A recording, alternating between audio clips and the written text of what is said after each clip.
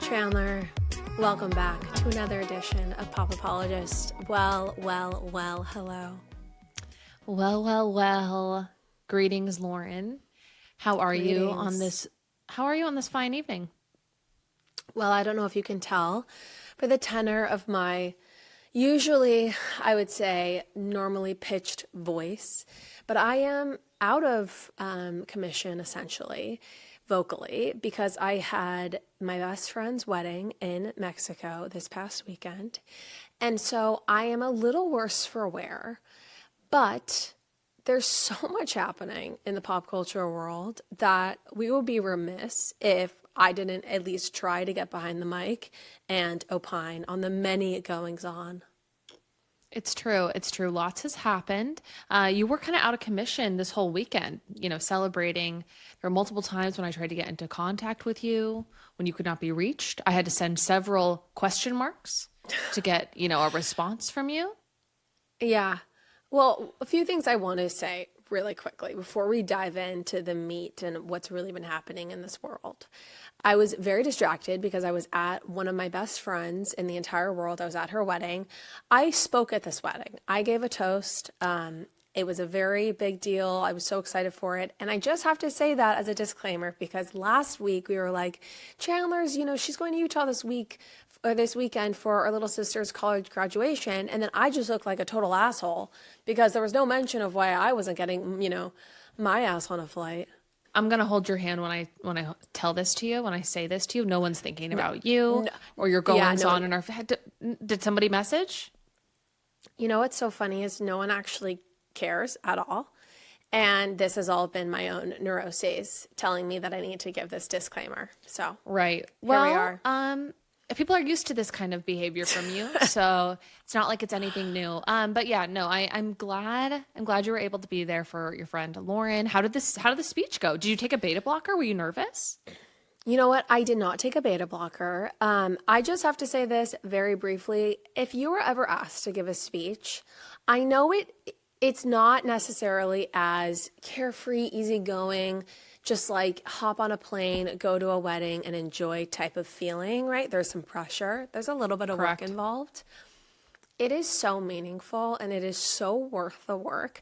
Never deny giving a speech, ever, because it's just such an honor. And so anyway, the speech went well. A few jokes really landed. A few didn't. But you know what? No one's perfect. And I tried my best. And I think that's kind of a metaphor for life and for marriage. Some jokes are going to land and some of them sure aren't. I love that you're going to offer another disclaimer, but I love that. I love that piece of advice. Do people turn down speeches often? Yeah. When we had our wedding, there were a few people that told Kagan no. Oh, I think guys are just a lot more. Men are different. Men are much more comfortable being like, nah, brah, I'm not doing that.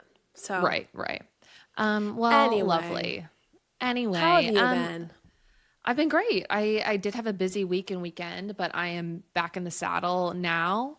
I want to take us back to last Friday. Okay. I want to take us back to last Friday morning when you and I had recorded our episode. We were, you were getting it uploaded and I was getting ready to leave, to go on my little weekend trip. I got back at like 1 a.m. I had to leave the next morning to go upstate for a friend's birthday. And, we woke up to an audio message from Courtney. Our sister. And it said, I've been told to send this to the pop apologists. Oh yeah. Mm-hmm. And so let me go back a little bit. I got home from my flight very late, like I said, 1 a.m. And when you've just been literally rotting on your phone for so long, I've watched all the reels, all the TikToks, all the Reddit threads, everything that I ever wanted to scroll on, I've scrolled and I've seen, and then I've gone back and looked at it again. So I got home and I was like, fuck it. I'm bricking my phone. I want to enjoy my life. Yeah. And so I bricked my phone before going to bed that night. I was like, I'm going to sleep in. I'm going to wake up refreshed, ready to go on this other trip. So I bricked my phone, but then we wake up to this audio message from Courtney that says, I've been told to send this to the pop apologists. And holy shit, what I hear when I, upon listening to this voice message was the leaked audio from the summer house reunion. Okay. And I am just like, I cannot believe we've been entrusted with this information. I'm Okay. like, Yeah. I'm like, wow, we have finally made it because we are the Dan Rathers and the, I don't know, I can't think of another journalist. Apologies to the journalism community, but I'm like, we are the boots on the ground people that they're like, get this in the hands of the people who are going to bring. What does the New York Times always say? Like, bring power to account or whatever, hold power to account. Like, that's us. No, it absolutely is the case. I think actually Dan Rather is the only journalist anyone needs to know about, any journalist of note. And so you're right. We were sent the audio. Was this given to us before it hit the airwaves? So just shut up for a second, because I have to tell you that, once again, remember, my phone is bricked. Apologies for talking on our podcast, but okay. Yeah, I need you to shut up. So then I am like any good friend would do, I send this to my two other besties who are in the, summer house psychosis with me. And I said, don't send this anywhere else because I do not even know where this is from. And I send the audio message in invisible ink, and I send like another message in invisible ink. Okay? My phone is bricked. This is so funny. This is so funny.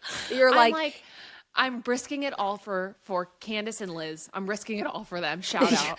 You're like, if there's any chance that anyone at Bravo has your phone tapped right now, I could lose my life. I might have to go into the witness protection program. I mean, you and I always talk about like people showing up to take us away to prison. Like, it would make sense. It would be like, yep, you're exactly right. Take me away. And my dear, I'm sorry. Let me just land that joke for everyone. We talk about the fact that we have anxiety. And so at some point, if the police arrive to arrest us, it will just be like, okay, the world makes sense. We always knew this was coming. Please continue. Yeah. The LimeWire songs I downloaded 25 years ago, like it's Exactly. caught up to me. They're finally going to sue us for everything we have. Yes.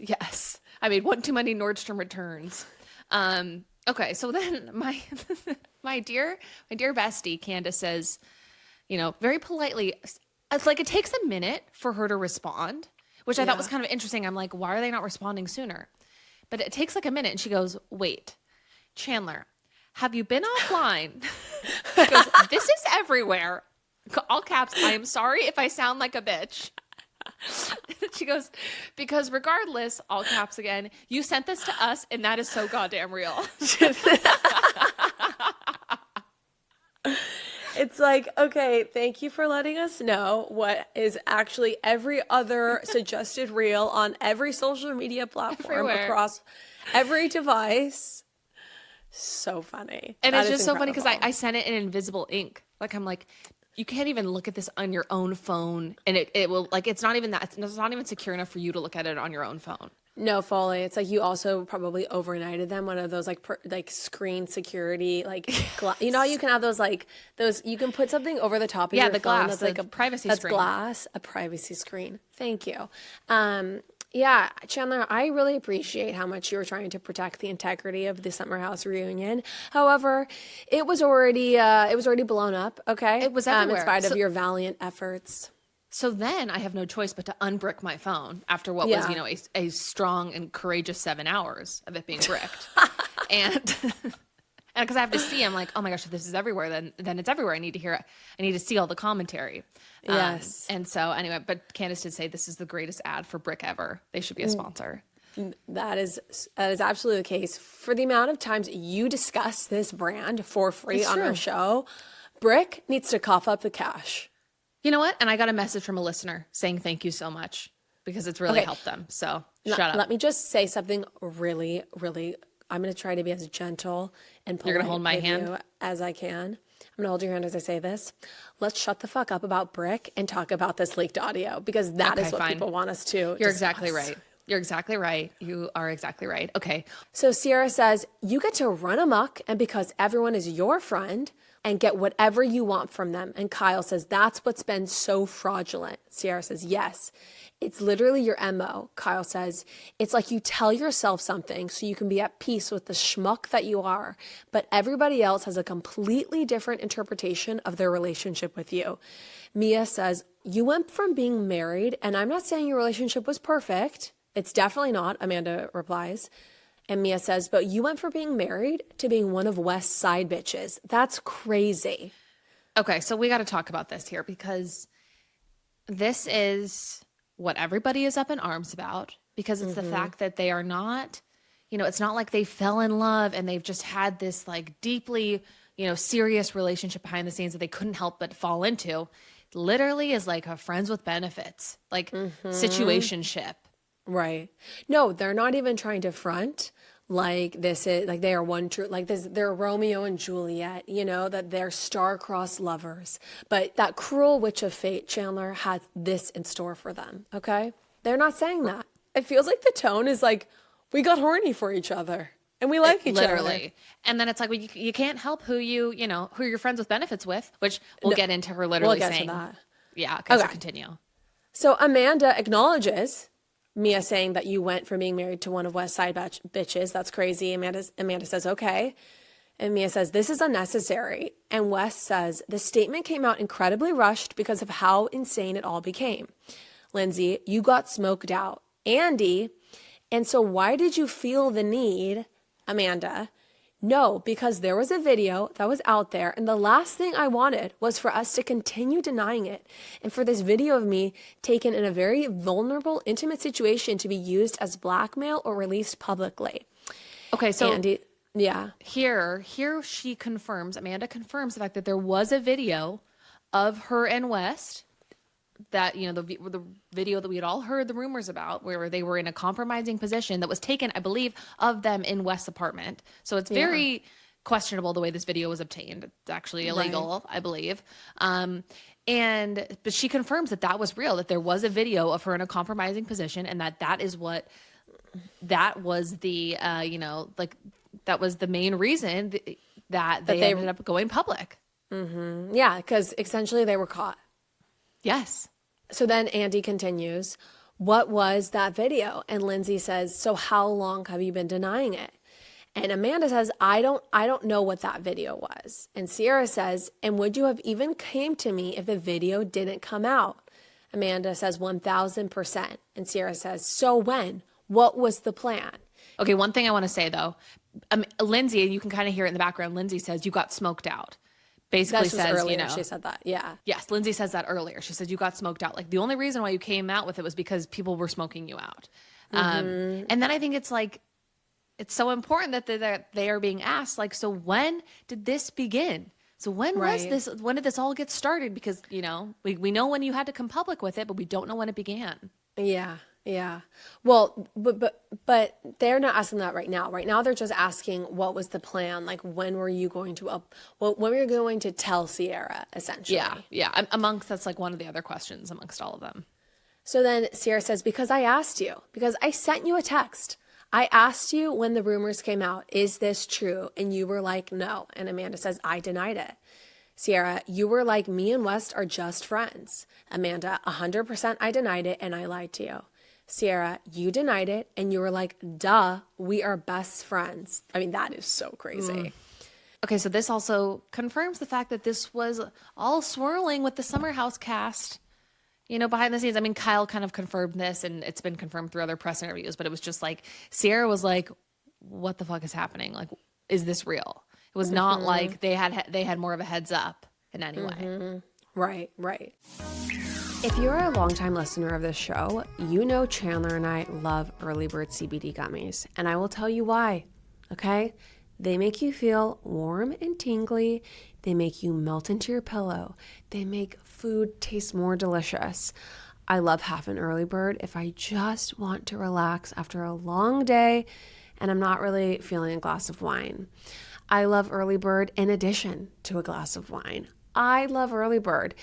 My husband, Kagan, I swear to you, I would say at least once a week, he'll be like, where are the gummies before sleep? And he just knows that if he takes half or a full gummy, he will drift off into a perfect, blissful slumber. Early Bird CBD gummies are perfect for hanging out with friends, going to dinner, or melting into your pillow as you enjoy a show and chuckle a little bit harder. Everyone, go to earlybirdcbd.com and use code PA20 for 20% off your order. That's earlybirdcbd.com, code PA20 for 20% off your order. You will not regret trying out these gummies. Okay, so then Andy says, then why did you? And Amanda says, because it was all so new and I was figuring it out. There were so many layers and complications to this. The fact that he was seeing other people, the fact that I was still technically married. I mean, it's so wild. The idea There's so many, yeah. that she was willing to basically hook up with West, screw her best friend's, unrequited past love that she's completely hung up on. She's willing to betray her best friend for a guy who is actively screwing other girls.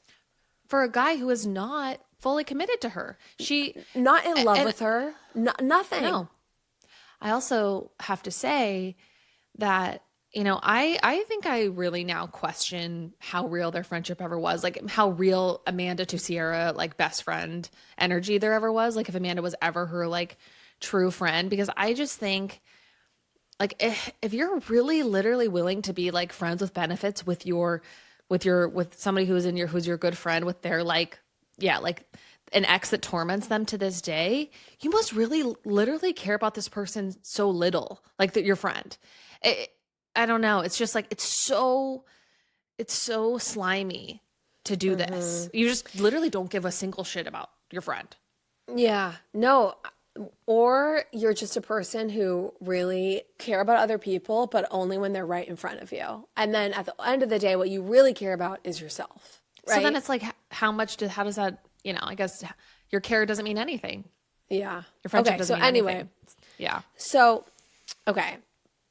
So after Amanda says there were so many layers to this, she was figuring it out. He's seeing other people. I was still technically married. So then Carl says, is there not enough complications to go, what the fuck are we doing here? And Sierra says, right, yeah. And Carl says, period. And Amanda says, we talked about it. And Sierra says, so it was so conscious that you guys talked about it. It wasn't just a drunk hookup. You guys talked about it. Another very important point, because it would be different. It absolutely would be different. I mean, it would be 100% different if it was like, yeah, we got blackout drunk and we had sex and I feel horrible and you never have to look at me again. I have to come clean to you about this. I'm the worst person. Like, I'm so sorry. Like, but to deliberately have a situationship with West, I'm sorry. This is wild. It's wild, and it's just hearing like the screws we put to the two of them. I mean, let's also talk about the fact that we are not even hearing from West really in this. He's not saying anything. Right. Okay, so then Sierra says, we all know, and Amanda says, it started with how, and then Sierra continues, how fucking weird it would be, and you still did it. You chose to do it. You kept doing it, and you're hiding it. And Amanda says, okay, so guess what? Sometimes you can't help who you like and who you are attracted to. I mean, this is one of my favorite quotes of this entire stunning transcript, because it's absolutely correct. You can't help who you're attracted to. That's called biology. That's called being a human. Okay, we're all going to go through life. We're going to find people attractive. You can absolutely control, though, who you hook up with. Like the second you get married, the second you get a committed relationship, the second your friend starts dating someone, that doesn't just like shut off your own sexual instincts, but what separates moral people from people who actually destabilize like the entire fabric of our society are the people who just let their genitalia, do the decision making for them. Okay? Thank you. I mean, we live in a society. Like we do. That needs to be upheld, and we need the fabric of our society to stay closely knit. And if all we did was just screw around with whoever we were attracted to, like the human race would be in an even worse condition than it is today. Agreed. Okay, please continue with the transcript, because I feel like this next part is it's just like it revs my engines in the best ways. Okay. So, Amanda, okay, so guess what? Sometimes you can't help who you like and who you're attracted to. And Sierra says, you actually can help it. You can. Nobody was ever saying you needed to stay celibate or what the fuck ever, but there are a million other fucking guys in New York City, and you know how much that fucked me up. And you chose the one guy. And Amanda says, I didn't choose. I didn't. And Sierra says, because you're a fucking snake, Amanda. A snake in the fucking grass is what you are. You move silent, but you're fucking deadly. So that's basically how it ends. I am just like still in my summer house psychosis because just hearing how raw this was, it is going to be such a good reunion. I cannot wait for it. I also like, I don't know, we heard this fully unedited audio and we don't know how they would have edited this. And this is the first time we've ever gotten a leak like this. Yeah, it's interesting because there are some opinions out there that they're going to try to give Amanda a good edit to try to preserve the city. So this being leaked is very interesting because obviously Amanda just threw herself under the bus in this reunion. And I mean, the way that I disagree. I don't think she threw herself under the bus. Yeah, she did. By the way that she reacted, the way that she took no accountability, was aggressive with Sierra. She didn't cop to anything that she did. She was entirely defensive. She has just made herself look so bad. I mean, she's just super combative and defensive of herself, which I think was going to Is always not the come back to play. bite her. Yeah, it's absolutely not the play. I mean, there's a whole reason why you can accept a plea deal and get a lesser sentence and admit your guilt, or you can plead not guilty and, get the book thrown at you, okay? Because if you accept what you did was wrong and you apologize, we as a culture, we're much more amenable to that, to people taking accountability. It's like, Amanda, give me a call. There's a very clear playbook for how to try to, what's the right word? To try to not mitigate dissolve. this? Yeah, there's just a very clear playbook for how to lower the temperature. And it's to take accountability and apologize. And doubling down is just not the move whatsoever. How about the fact also that they left the reunion together under that blanket? They don't care. They don't care. They are in this. So I want to talk about the fact that this audio leaked on Friday. There have now been, I think, 2 more leaks. The only other one that I saw was the one that I think came out today or yesterday, where we hear like West talking about. Oh, wait, hold on. I have to say that there are rumors that their statement was written by ChatGPT, that Amanda told sources that. Yeah. They do not care. They continue to baffle me. That was in the second leaked audio. She said it was written by ChatGPT, and then she said, not really. Just kidding. Okay. Yeah, I think the only audio that I have heard is this one, and so that's why I'm like a little confused about some of these like alleged leaked audios, because I feel like you can't trust the transcriptions of the ones that have already been taken down. But then there was all this chatter about, was this a cast member? Was this a production person? Right. And so I am very curious to hear what happens. I do have a crazy theory. What? I know that this theory is wrong. But there is 10% to 30% of my brain that thinks that this was leaked by Bravo. I think that they wanted they love that this is the new Scandival. And I think they want to keep this drama as hot as possible for as long as possible. And I think with the release schedule, I know people will say like, no, that breaks the integrity of the production process, the storytelling process. I know that is probably correct. But look at this. This is all we can talk about. We are weeks and weeks into this Amanda and Wes scandal. And all this is doing is putting more eyeballs on this season. So. I can see that. I can see where you're coming from. I just think there are other ways. I think they could have leaked stuff to Dumois. I think they could have leaked, like blurbs about this is what we heard happened at the reunion, but to have a full unedited audio, I don't know. There's just a part of me that's like, there is a part of me that maybe it's almost getting into the territory of like, are we living in a simulation? Are we just fish in some all powerful entity's fishbowl? But was them leaving together under that blanket? Was that something that was planned by Bravo? I don't know. Sometimes I just wonder how much of this is staged, and how much of this is real. Like, I believe that Sierra is not in on it, but there is a world I think where this could all be concocted in certain ways, or at least like they found out this was going on and they're like, all right, it's time to now spin this into the craziest drama since Scandival, because I'm sure missed the Scandival money being printed. Yeah. Okay. Well, I mean, I don't agree with you, but I do think, we can't really trust everybody involved in this scenario. I think they also have a lot riding on Amanda because of That's true. the city, the spinoff. But So, the other thing is like, I was never going to watch The City until now. well, I think Summer House fans were going to watch the city.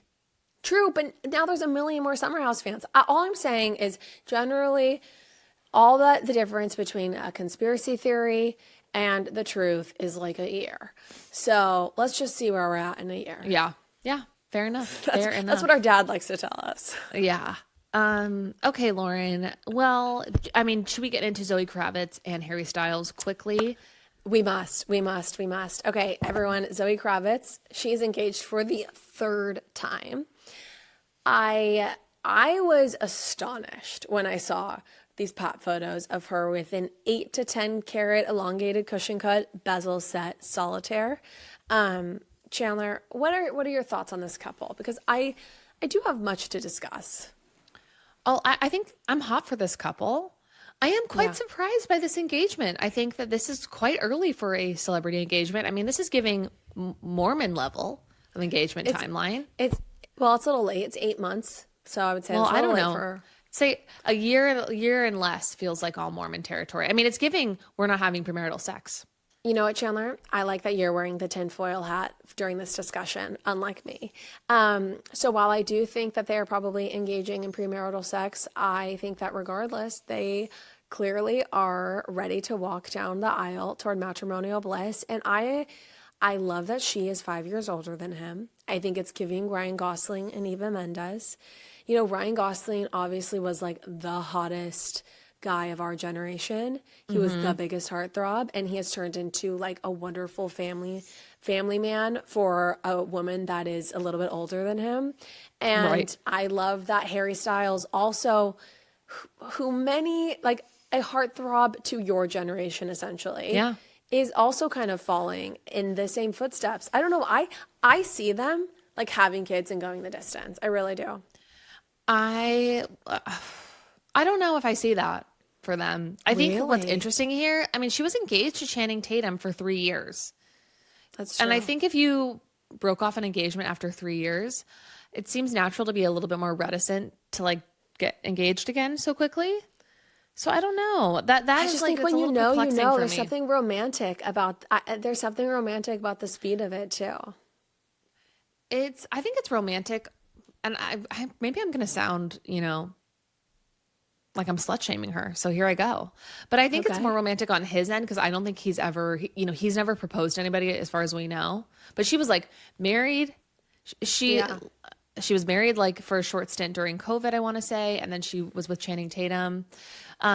She's a relationship girl. He's also a relationship is. guy. I mean, I hope that they are. I mean, they are, I think, a great match. But something about this to me feels, I don't know. I kind of wish they were dating for a little bit longer. I don't know if I like how fast this is moving. Personally, I don't know if I like it. I think it's hot. And you know what else I will say? Well, two things. One, I was considering, I'm like, Zoe Kravitz, she's just 3 big diamond rings, okay? Movie stars falling in love with her. What, like sex tips does she have that she could share in some sort of like Coursera offering? Maybe give Amanda Francis a run for her money with some sort of online course. And then I just thought about like the literally 100 out of 10 face, body, and charisma and cool factor. And I was like, oh wait, it's actually probably that. It's actually probably that. She's alien level cool. There's no PowerPoint, okay, that can help us mortals. Right. But the other thing is I love one thing that I do think is helping us mortal women is the ring, okay? Because it's a little bit of a basic choice. And I just think it takes a little bit of the pressure off, Yeah, Like, totally. if you're another girl who likes a BFD, a big fat diamond, the fact that that's what Zoe Kravitz likes too, like that's really cool actually. It's mean- kind of edgy. Nothing would have been more annoying than if she got a gold band. Oh my gosh, nothing. It would have made us all so chuggy who like our big, Just like, sparklers. So with a girl as cool as her, I could just see, she's a wild card. So yeah, I agree. The ring choice feels like it's validating. It's like, okay, like we're good here. She's just like us. She's just, she puts on her pants one leg at a time, just like the rest of us. Her big diamond on one, It's so one true. finger at a time. The other thing here, the Taylor Swift connection. Oh, okay. Which we must discuss because we must discuss. Zoe and Taylor are BFFs, but can I remind you that the album called 1989 was written about Harry Styles? 1989, Chandler. Some would say her crowning musical achievement and probably one of the most devastating sonic masterpieces that has graced this planet. Chandler, the song Clean, written about Harry Styles. Lots of songs written about Harry Styles. I did, you know what? I did compile a few lyrics, okay, that I want to share. Okay. Oh, you know what? From Actually, Taylor. sorry, this is really quick. Back to Summer House, back to Taylor Swift lyrics. When Mia says, this is so unnecessary, it's like, smallest man who ever lived. It was unnecessary. Should have let it stay buried. You think that was a deep cut? Well, no, I don't. I'm like, there are chilling parallels between that song. Like Amanda and Wes it was unnecessary. They should have let it stay buried. Anyway, that's what I'm thinking about in my Summer House psychosis. Join me, everybody. And you know what? Join me Honestly, here. and in the Summer House dialogue, there were a lot of vowels used. And I don't know if you know this, but Taylor Swift also uses a ton of vowels. Yeah. And so I believe that there was a lot of allusions happening. Okay. She will write a song about this, an album. It'll be like, the names will be changed to something more like 1920s-esque, but there will be a song about this. Let the flood carry away all my pictures of you. The water filled my lungs. I screamed so loud, Chandler, but no one heard a thing. I mean, this is devastating. This is absolutely devastating. And is it over now? She talks about how she dreams of buildings she can jump off of, if only to see him come running. I think Have you she is over considered Harry that? Styles. I do think this was a deep cut when things were initially over. I think this did hurt her, but I do think she is over Harry Styles. I don't think she is still pining after Harry Styles in the way that I feel like she has pined after other men who shall remain nameless. Remember when you hit the brakes too soon? 20 stitches. I'm starting to feel your poetry roots creep back up again, so it's time to move it along. All I will say is I don't think a woman who could write a song like Out of the Woods, Is It Over Now, Clean, I don't think that her pulse isn't going to be racing a little bit faster when she walks into the cocktail hour at Zoe and Harry's wedding. And of course, this is a complexity of the human experience that we should all be attuned to. Oh, I do have a Taylor Swift disclaimer I have to give. Oh yeah, please share. Okay. Really quickly, before we cut to the rest of this episode, everyone, I just want to say that I said on this esteemed podcast that I was ready for Taylor and Travis's honeymoon period to be over. Now, I said that only because I love Taylor's music when there's a little bit more of a tinge of sadness. However, my goal for Taylor is a life of joy and a stress-free, problem-free life. If she rides off into the sunset, my life will be better for it, even if I never receive another tune again. So I rescind that statement. Okay. Let's double time this. Where are we going? Oh, you're just rescinding. That's done. That's it. Oh, I'm glad you did. Because I think that's bad juju out in the world. No, I know. It wasn't a nice thing to say. I mean, it was a selfish thing to say, but ultimately I love Taylor more than I love her, more than I love the music. My parasocial bond is that delusional.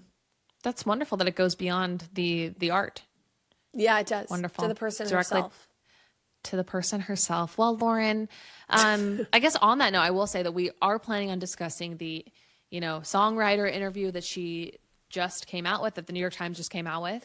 Lauren and I, we need to spiritually, physically, mentally sit with that interview. I would like to watch it at least 4 times. So we will be talking about that on the premium. We just didn't have time during this segment. Yes, because we literally have the episode we had planned for this week ready for you after this quick break.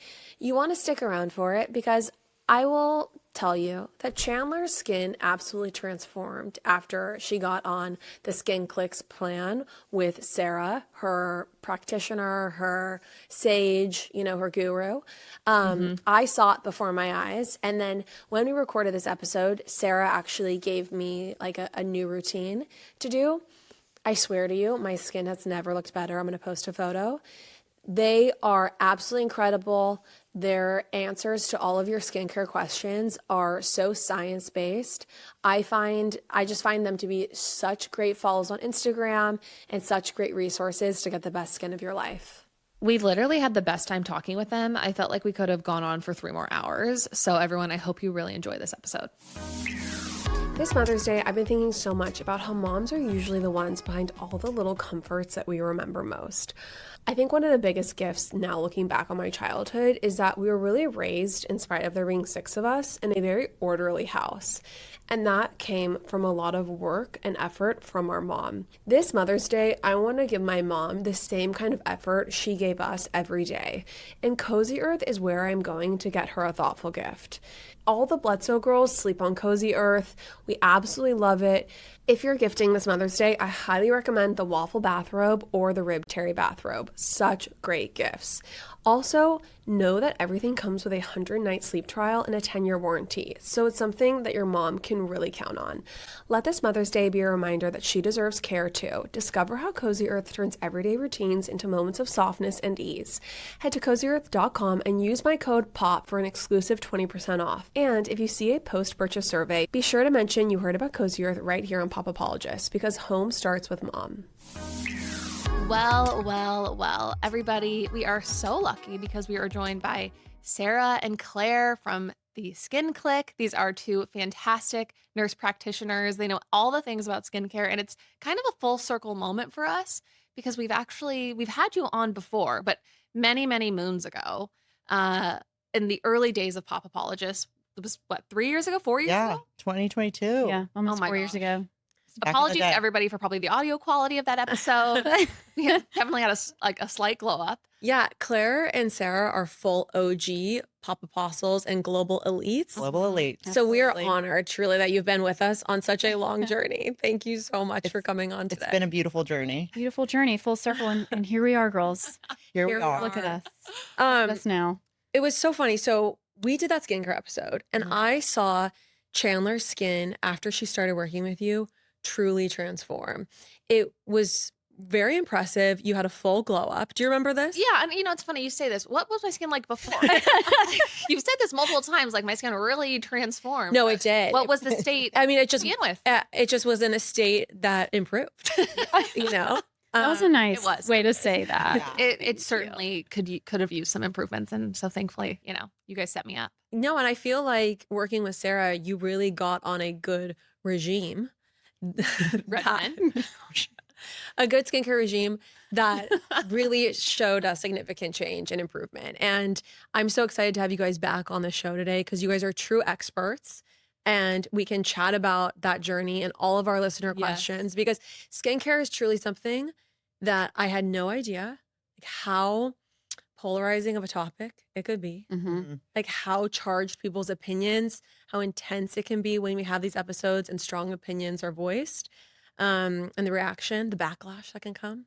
I just have to say, I'm having a flashback to being on the phone with you for the very first time when you're walking me through my skin journey, and I'm talking to you about what lotion I'm using on my face. And it wasn't, I'm trying to remember what it was, but it was like a lotion you use on your feet, basically. Yeah. And you're like, it was, okay, we're going to stop that. It I said can't- body butter or Basically, something on it. body And you're butter. like, Like, you know what? No more of the Everclear or whatever. I can't remember what it was. I'm so annoyed. it might But have been like a Cetaphil body. no, it wasn't like CeraVe or Cetaphil. It was Eucerin. It was like Eucerin. Yes, Oh, it was oh, Eucerin. oh, You're God. like, I just literally can hear your like voice in my head saying, "No more Eucerin." Like, On your face, girl. I know. On your face. Yeah, we just I know. streamlined it for you. And It's it really true. just took we swapped out like 2 or 3 things. Yeah. And really just a lot of times it can be that simple. Yeah. Are you breaking out? I'm like, I don't remember. Like, what? You were was breaking out a little and happening? you were pretty oily. Yes, I'm but super the- oily. The Eucerin. Sarah's gonna tell you what my skin was like before. I know. How bad was But it was it? the Eucerin. It was pretty. It was the Eucerin. I was using like Ultra Repair, like foot Yeah. cream on my face. And I had never used really any type of like retinol, retin-A, tretinoin on my Yeah. skin in any type of way that like, was good. I feel like I used it and then I would get a rash and then I would just stop. So like you were the first person who set me up with like Alpha Ret and like the actual treatments, like the vitamin C, all the things you actually need to like take care of your skin and Mhm. see good changes. Yeah. Yeah. Anyway. Yeah, so I think kind of dovetailing off of that, let's talk about the basics, the foundation, skincare, really the bread and butter of I think what you both do, right? For Mhm. sure. Is skincare because like if you don't have good skin, surgery, lasers, all of that stuff, it can only go so far as what your at-home program is supporting. Okay, so there's such a good analogy for that. And it's basically imagine going to the dentist twice a year to get your teeth cleaned, but you're like, oh, I don't brush my teeth in between. I mean, Mhm. aesthetics, which our company and our practice, we do all the injectables and everything that you could want in terms of procedures. However, I try really hard to educate everyone that, and I say this phrase all the time, like, I can't clean the canvas with a needle. So I don't care how great your lip filler looks if the skin underneath, which is your canvas, is, like whatever it's dull texture, pigment, breakouts, just everything. We have to start with a fresh canvas. Mm-hmm. So that's our truly both of our Yeah. foundation. And I think that sometimes can be frustrating to people because like you want the quick fix, and I totally understand that in other areas of life, but really it's like a lot of times I'll tell people like, no, don't spend the $750 on Botox. Let's actually just like get you on 3 or 4 solid things. I'll see you back in 8 weeks and then we kind of reassess. And maybe you don't even need what you thought you needed. Yep. Okay, so what are you like? Let's say I come to you both, and I say I have pigment problems, texture problems, fine lines. Let's just do a consult. Yeah. Absolutely. I wasn't going Attitude to problem. say that, but you said it first. So Yeah. here we are. Chandler would like me to address a lot of other problems right now, but those are part of Claire and Sarah's expertise. But what would you put me on? What products? I mean, it's more of a philosophy for me, right? Okay. So even if you said pigment or rosacea or acne, I need you to be on a basic skincare routine first before I start to target what's the issue that you're coming in for. I also ask the person what's bothering you, and that's where we start. So really, I mean, it can be as simple as starting with like, do you wash your face? Mhm. And Twice a day. lot of people say For no. 30 seconds minimum. Absolutely. Okay. Yeah. And they think maybe it's not as important because they don't break out. I'm like, well, you've got a layer of dead skin every day. We're making all these new skin cells. And if you're not getting that off, then that nice serum that you bought, it can't even get where it needs to go because you're just like with your Eucerin foot cream. I'm sorry, is Eucerin going to sue us? Yeah. Do we have to, with your Defamation. your generic unbranded foot cream, you're just gluing the dead skin down, right? And then your actual active products can't even get to where they need to go. So I kind of go like philosophy categories first Mm-hmm.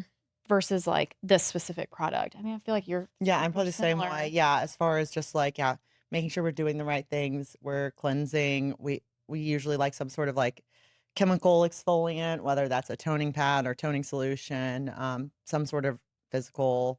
And then from there, I usually add in like retinol. Okay. And then we go corrective. Or if there's like, a lot of times people come and be like, my skin's in like chaos.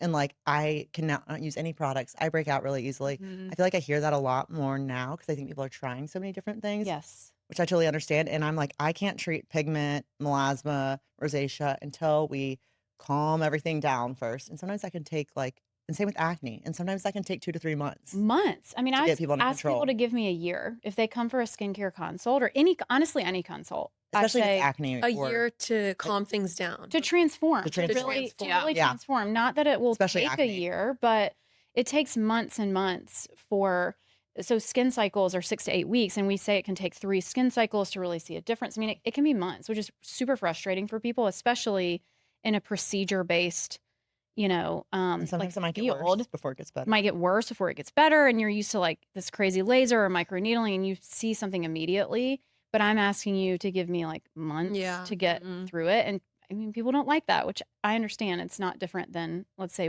weight loss or something where you got to go to Right. the gym, Yeah. Yeah, You're, like really consistent. and that kind of sucks, but Yeah. it's true. I had a conversation with our injector here in New York and who does lasers and stuff, Allison, and I said, basically like, no, I just want like one treatment. that'll I hope she said no. Oh, well, she didn't say no. She just goes, because I said, your skin is so perfect. And she showed me her before photos. And I was like, what can we just do to like, just get this done with one thing? One and done. And she was like, well, my skin is a result of many years of really good skincare Absolutely. and lasers and like all of that compounded. Yeah. There's just no, one thing you can do. Probably, like, that's not just going in the sun. Yeah, Yeah. not going in the sun, all the things. So sadly, it is that kind of good routine, good habits, and you have to do it for a long time to get the benefits. And I would say for her, like, that's probably something that she hears every day. I mean, we hear it every day of, I would like this, whether it's glass skin or even even let's say a lip volume. That might be 3-4 sessions slowly over time, unless you want to go to an appointment and immediately leave and look like you had a bunch of work done, which most people don't want. Right. So no, it takes time. It takes time. Okay. Yeah. My before is a disaster. So just for everyone at home though, basic routine that everyone should have. Is it like cleanser, vitamin C, sunscreen, or like what would be your like essential toolkit every person should I'm like, have? should I give my vitamin C hot take? Shh, please. Oh my I'm gosh. so ready. Okay. All right. Already. Okay. I mean, right. Let's hear I it. think from like 2018 through like 2023, it was vitamin C, sunscreen, retinol, and like I totally agree with like the sentiment. But I think people like jump to the vitamin C They so do. quickly. They do. And there's so many people who vitamin C's are so irritating. You have to find the right formulation, which they're amazing. But now there are all these also other amazing antioxidant serums. So I tell people, I'm like, I want you on some sort of antioxidant serum treatment, and that's going to help protect you from environmental damage and stress to your skin. So I'm like, I want that. It can usually also serve as like a moisturizer unless you're like chronically dry. I want you on a retinol and a sunscreen, but don't harp on the vitamin C. Okay. Well, can I Like a make a cleanser. confession? Yes. After you give your hot take, I feel I mean, that's my like hot take. I Like, Could have been worse. I feel like this is a safe space now. Yeah. After you said that, because we're with experts. I feel like I've almost never noticed any difference from using a vitamin C. Okay, let me challenge you on your before pictures Yes. because I also think people think that they're going to start, like you could say the same thing maybe about sunscreen. Mhm. I don't notice a difference when I do or don't use sunscreen. Well, because it's a long-term protective ingredient for you. It's not necessarily, some vitamin C's and some sunscreens can give you some form of correction at the time you're using it, but it's not really meant to be like a new dramatic skin. I just feel like it's never been super noticeable. Anything that I've done, and I feel like I'll go weeks and months without using a vitamin C, and then I'll get back on it, and then I just cannot tell a difference. Just think about it. Positive or negative? Put it in the same category of your brain as like a sunscreen. Okay. Because that's ultimately its job is photo protection, Right. which is our biggest source of aging and photo aging. So it's protection. It's Yes. not necessarily like reviving, Rejuvenation. right. I mean, that's not, and I think that's what it's gotten touted That's as what I such. thought. Yeah. Vitamin C gives Brightening, you correction. brightening or And yeah. it does a little bit, but it's Sure. not like you really, if you're trying to brighten pigment and stuff, you really need like a pigment inhibitor, Right. something that's more targeted to that. But I think it gets kind of lumped in as like the everything. I mean, I feel like glycolic, glycolic toning pads are one of the only things that like give me immediate like Serving a totally different purpose. Yes. It's a chemical. Also, let's talk about the word chemical. It's a chemical exfoliant, which is awesome, but it's not giving you protection. right. So it's serving a totally different Yeah. purpose. Yeah. And don't freak out about the word chemical. Like Yeah. the water in this cup is a chemical. I want it's all fine. the chemicals. Right, I'm Yeah. Also, we are pro chemicals yes. here. Beef tallow is a chemical. Is it really? Yes. All matter. All matter. Oh, Chemicals. good. Yes. Now you're like Thank you, physicists. No, we are Amazing. chemists. Lauren? And so is Wow. Lauren. Yeah, no, I mean, I we don't have sensitivity to the word chemical. No, we don't. Because also, this is maybe a tangent, but I mean, I just saw the power of Accutane in my life, Oh, yes. and like that was people Absolutely. try to scare me about that, and I'm like, no, it changed Nope. my life. 100%. Yeah. The Accutane, the antipsychotics. Hell of a drug. Antipsychotics. Hell of a drug. Absolutely. She Antidepressants, calls my SSRIs my Stabilizers. antipsychotic. mood stabilizers. Yes, my lip. Yeah. Chandler Whatever loves it the takes. chemicals, and I love them in her. You love- love a little more chemicals. Anyway, yeah. Okay. Okay, Getting cleanser, back to the question. Chemical exfoliant, antioxidant serum, and retinol. I'm like, that's Some Not- form of retinol. some form of retinol. So let's or a talk about- retinoid. Like, because if Retinoid. there's, I'm sure there's going to be like, Confusing. I know. you, the consumer, don't need to try to figure that out though. I'm very like triggered by people coming in and they've been doing all this research and trying to figure things out. And it makes me so depressed for the amount of effort that you're spending. That is our job Okay. as providers. Yeah. Because even when we were talking, you were talking about the specific product that we love. And so imagine retinoid is like the family, and there's the family tree. Okay. And yes, there's tretinoin. If I could take a moment. Please, actually. I was just about to ask about Please. that. I'd love to. I'd love nothing more. If tretinoin has no haters, I am in fact dead. I think tretinoin, of course, you can call it the gold standard, the most researched, yada, yada. It is. Tretinoin is also like the prescription. Prescription. It's like those Retin-A. two Correct. people go to Retin-A. Mexico, they get their tretinoin. Tazorac, Retina. Right. Yes. Totally. Get it if they go Well, to no, I'm Mexico. just, it's a prescription. Or Walgreens, but whatever. Yeah. The But it's pharmacy. Yeah. imagine it as the matriarch of the family, okay? And we don't have a patriarchy. This is a matriarchy. love it. She's at the top. Patriarchal And then society. everything else underneath it, that is the retinoid family tree. And there are all these different deviations and esters and different forms and formulations. It's not your job to try to figure that out. Tretinoin, when it works and you can tolerate it, awesome. I would say 9 out of 10 people that come to see me are like, oh, I can't tolerate I've been it. doing it 2 times a week. Or it breaks me out, or I have a rash, Yeah. or whatever. Well, then you're not getting the benefit, and it's stupid. So let's find something that you can use. Yeah. And it's Can not I- something that you can just build towards. I mean, you more can. tolerance. You totally can. It just can. it is not for the faint of Mhm. heart. Well, this is the Yeah. other thing. I mean, as someone who's had tretinoin burn or whatever Yes. before, Dermatitis is Yeah. awful. any product that's like a twice a week thing, I'm probably just gonna forget. Yeah. Like I kind of need Right. something that's every day or it's once a week. Like other than that, it's too confusing for me. And if Try to, you like, can remember use each day. tretinoin every day, then Which is amazing. Sure, And I do have absolutely. some people who Go like went through nuts. that. Yeah. And their skin looks incredible and stuff. But I mean, probably took them 8 to 12 months to Yeah. yeah, if you've been using it for 6 to 12, I mean, Mike, I'm not giving people a year Yeah. for you to go If through. anyone's listening and Ugh. tolerating tretinoin every night, keep on. Good keep for on you. keeping on. Yeah. Yeah, Like, keep on. congrats. Congrats. Like I feel like the cheapest product. Exactly. Yes, you know, congrats. yeah. Keep doing it. Different It's is over awesome. the counter now. Like they're Mhm. great options. Now we have so many options. Like you don't There's have a to lot live of like cool new this technology. Yeah. anymore, girls. Yeah. Thank you. don't So have to. so then explain Retin-A in this family tree. Explain like the product I was talking about. Tretinoin. This No, it's Alpha Ret. Oh, Alpha Ret. Yes. Oh, okay. So Alpha Ret is in the retinoid family, it's a skin better product that's owned by L'Oreal. We were talking about all that. So it's fascinating. Everything's kind of owned by L'Oreal, but it is formulated. It's double bound to lactic acid molecules, Okay. which actually are anti-inflammatory and like hydrating. So it makes that product very tolerable for people. Mhm. So it's a great place to start.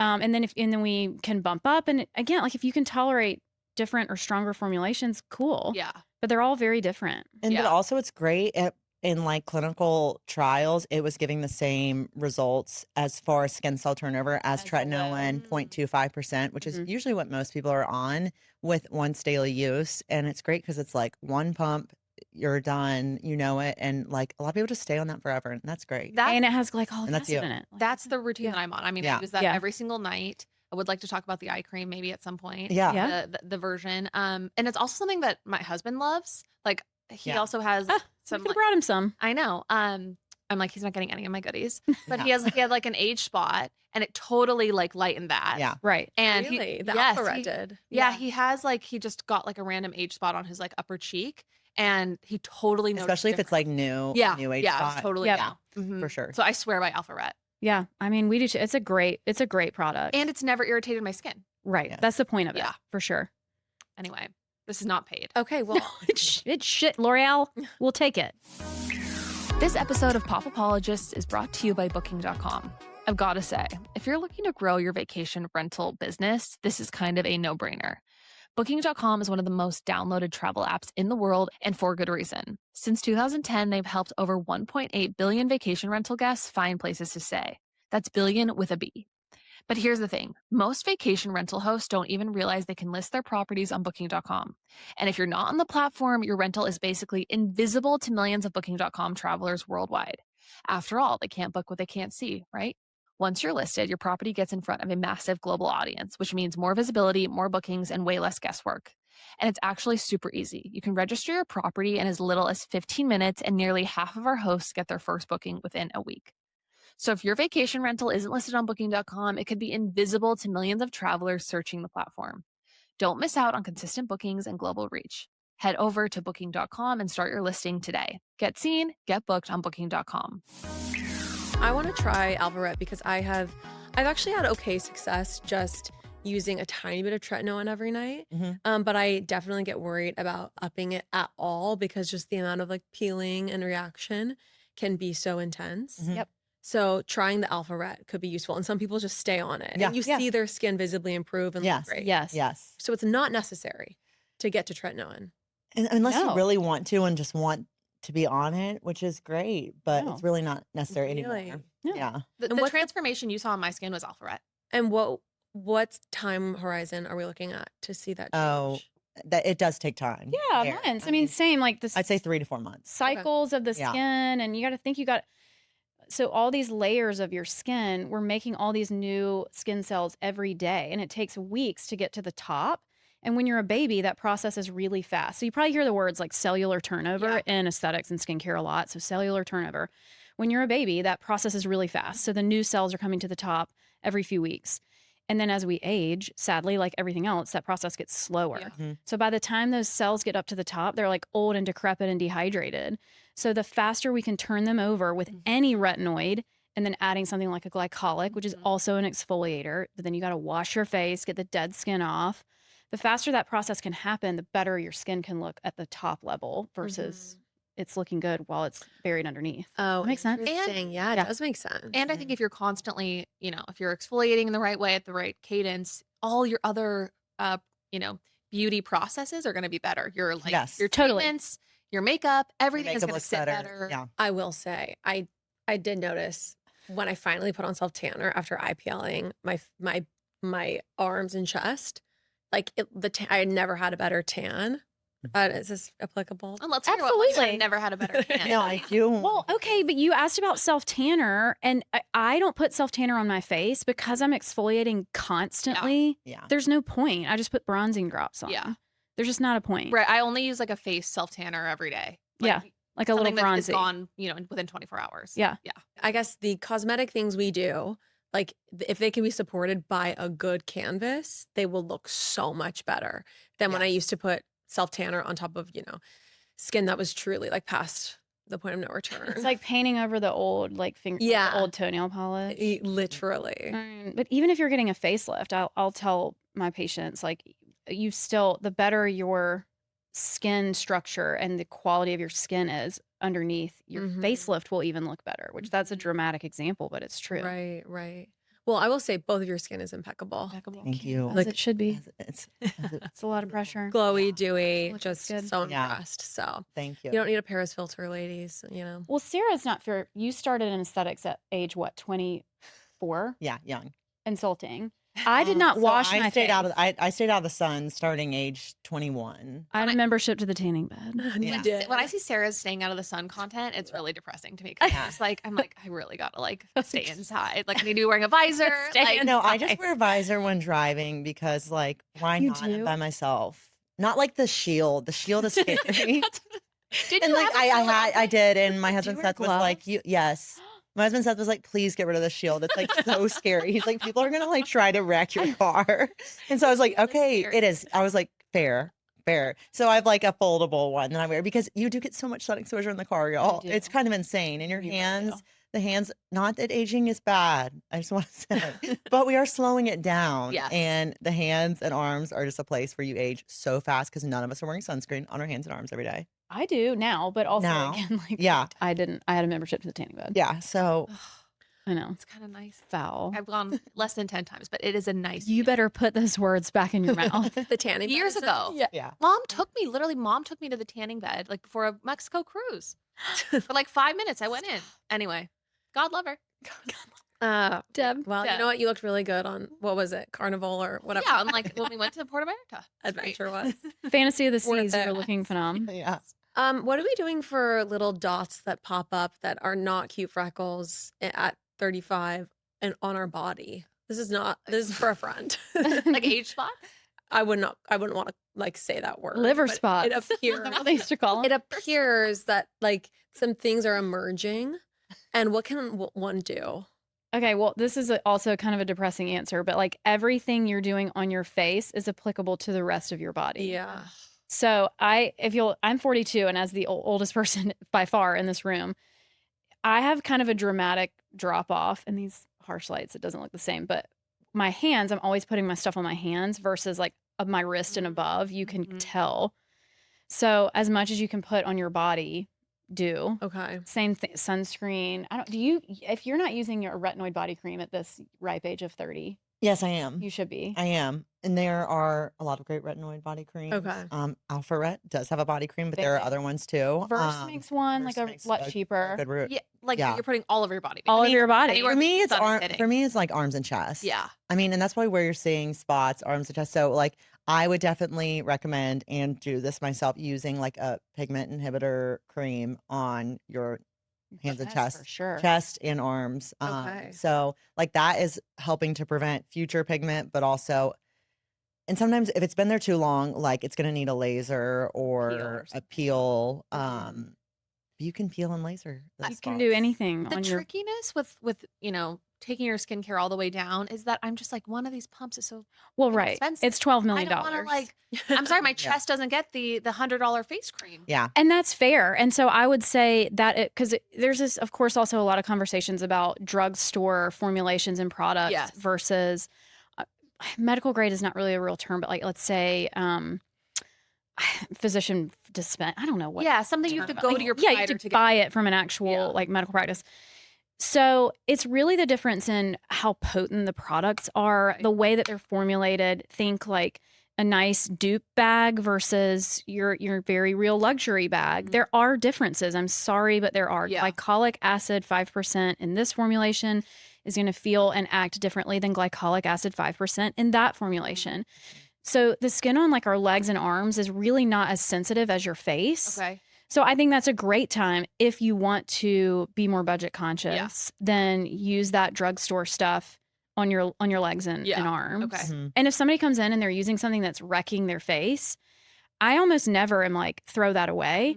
I tell them like, put it on your arms. Yeah. Absolutely. Put it on your chest, your legs. That's such a good point because I feel like there's plenty of stuff where I'm like, this isn't working for my face, but it's still a good product. Use Especially it. like a toning pad. I feel like Yeah. I see a lot like Medicube or Replenix Mm-hmm. that are like more like $20-$30 glycolic acids that are so drying to a lot of people's faces Right. because there's not like nice botanicals and hydrators in them. And so like that is a great product I'm like to use on your chest and arms. So am I supposed to be carrying down everything to my titties? yeah. Yeah. I What don't is use it? I don't use all my skincare on my arms. I just want to be clear. I use a retinol. I do Like now. some type of And body pigment. retinol, something Mhm. that's like increasing Yeah. that cell turnover. Look at you. I'm learning. I'm learning. Put it in a fast. pamphlet. and then not Eucerin, but a lotion. Yeah. And then- Eucerin's great, by the way. great for the Eucerin's body. great for the body. I love Prequel has some great body products. Yeah. Okay. Love pre. That are like a great price point. Yeah. Yep.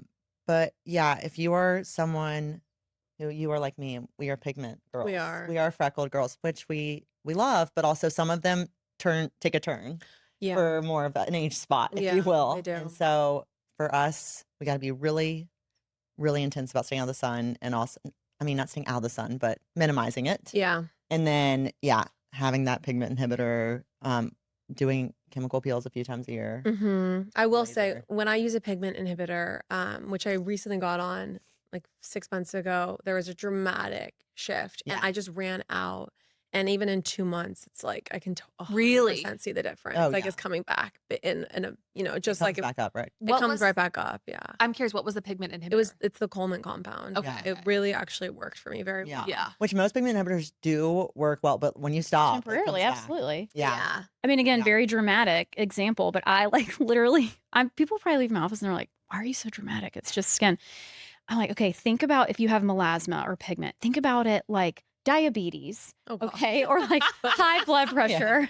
Yeah. And like, it's not going away. You We're not can't curing just it. stop taking your blood pressure medicine or your Mhm. diabetes medicine.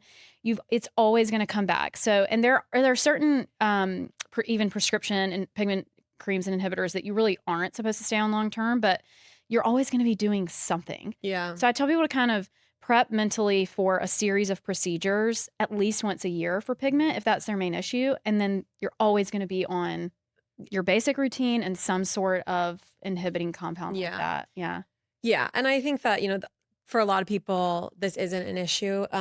I think that there's also just kind of, for me, I've decided there's also like a level of just acceptance. Totally. Like this is the what my skin type is. Yeah. And so I'm never going to be the type of person that has just this super even, tan olive skin. That's just not ever going to be feel me, you. but I'm just going to try to do the best I can. This is an internal talk that I don't need to let it. Well, I mean, I think everybody has probably something about their skin that they've always dealt with. I mean, I feel like mine is acne. Yeah. You never really had acne growing up. Right. In fact, there was a time Lauren literally came to me, was like, "What is this on my face? Like, what do you think this dot is?" And it was like just a Like, thing. get out. Like it's And a I was like, pimple. "Yeah."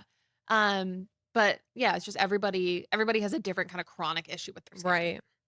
No, absolutely. Speaking of though, protecting ourselves from the sun, pigment issues, do you guys buy into the EU versus USA sunscreen hype and discussion? That is one of the questions someone asked. Yes and no. I do think there are different ingredients available.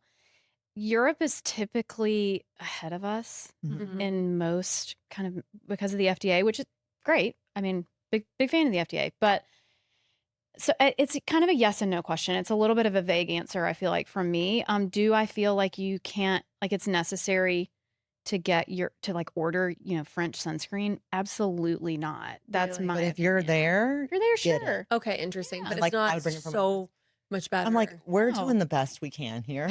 And I'm like, if y'all are wearing American sunscreens, I'm like, let's go. And, And, like, mineral, I would say Mineral. I try, falls more into that mineral. category. But is there any yes. mineral that doesn't leave a cast? Actually, Yes. well, Don't- yeah, they launched it today. So we just left the L'Oreal. I was telling you guys we were just meeting with L'Oreal, and they own SkinCeuticals, which is a great brand, and they launched a new sunscreen today that is a mineral sunscreen that has, I would say no, if not. We'll have to show y'all after. We're like floored by I'm it. like, Oh, I've got it in my really? bag. It has No. 0 white cast. Because we're I mean, always struggling with that. Yeah. none. And there are good tinted minerals, but a lot of people are like, I just want something sheer, Mhm. nothing. hard. Yes. That like Hard. isn't like makeup-y. We'll show you after. It's like pretty incredible. I actually think it literally just launched today. And I mean, my background, the first 10 years of my career as a nurse practitioner was like heavily involved with melanoma patients through surgical oncology and then a head and neck cancer practice. And so we saw really, it was like past the point of your little normal basal cells that you can shave Yeah. off. Like we saw basal cells that were like eroding the bone and squamous cell and melanoma. I mean, it's really significant. And so to me, like the argument I think is that maybe these sunscreens cause cancer and maybe they're systemically absorbed and we don't really know the effects, which that's a different conversation, is not really correct. What we do know absolutely causes cancer is the sun. Mhm. Like that's a fact. And so Very for me, it's more important, and I have 2 kids, so it's more important for me at the end of the day to make sure we have some form of sunscreen on, especially we live at the beach. So like Yeah. it's kind of critical. And Yeah. one If of you're my, in Europe, get sunscreens. Sure. Yeah, they're lovely. And is the mineral versus the chemical sunscreen about like a cancer risk from the chemical sunscreen? so the chemical sunscreen, which I call it, so I say physical and not physical, but we say chemical sunscreens. There's maybe some systemic absorption. And there's some discussion about the benzene compounds potentially causing cancer, but that again, like I would need like a chemical formulator on here to even explain to you the difference between like how those chemicals are like described, how they're absorbed, and whether there is a cancer risk is actually really not thought to be a risk at this point. But there's a question mark, and that's fine. Mm-hmm. So use mineral Right. Yeah. Yeah. if you're concerned about that. And what is the new product that you guys heard about? What's it called? What is the name? I don't know. Are you allowed to No. say? Yeah, we're Yeah, allowed to but say I it just launched today. they It was just like they're It's from SkinCeuticals. Someone said- Yeah, it's in a black bottle. I can tell you that. I'm like, We have like a lab sample, so it says like number FA2ROF4. we'll get it for y'all. Okay, Yeah. well, Yeah. when the day this launches, I'm sure you guys can post a link Yeah. Totally. to it. Okay, Yeah. what are your Instagrams for people? Oh yeah. I'm at Sarah Bullock. Sarah no H Bullock _NP. I'm Claire O'Brien NP, or Skin Clique is our company. If you can't remember Okay. anyone's name, Yeah. it's totally fine. Yeah. Yeah. Usually we say that at the end of the episode. We'll repeat it at the end, but Yeah. just wanted to let everyone know because we will get a lot of people that want to know that exact product. Yeah, it's a cool. It's a cool really product. cool. It And we're is. like, oh my gosh, for our sunscreen haters, which there are a lot of them out there, which Yep. we understand, Totally get it, and the men. dudes.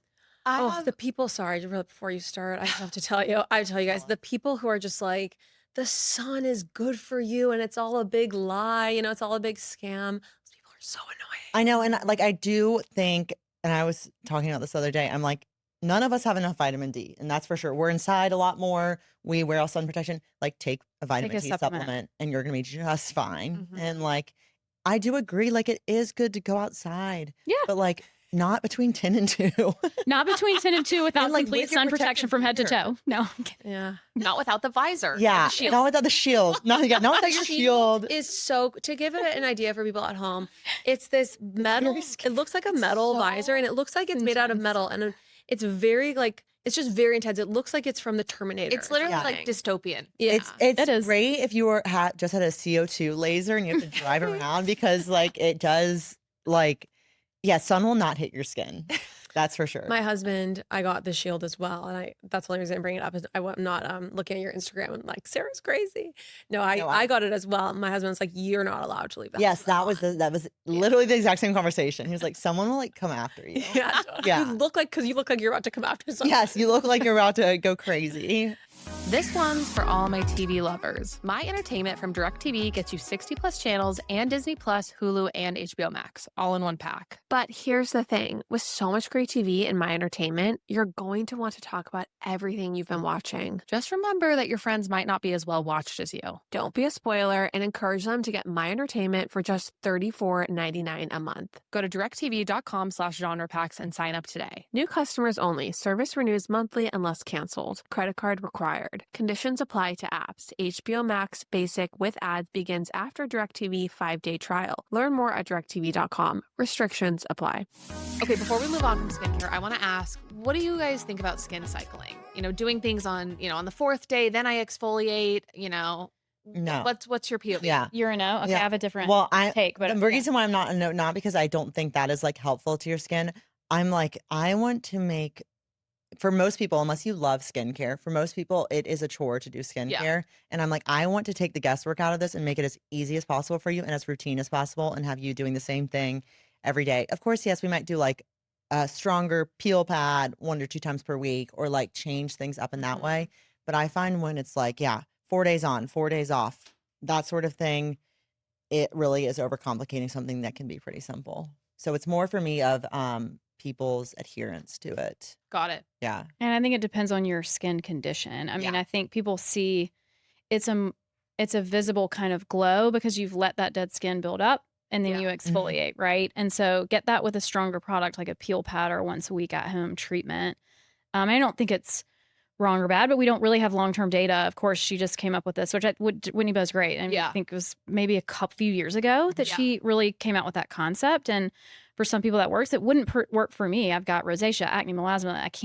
If I'm not consistent, my skin loses its mind. Okay, so like for some people, like, and I'm an acne person as well, I can't wait until that fourth day to be using Probably this. not. Yeah. Well, and It's all individual. That kind of goes back to a little bit of the tretinoin thing.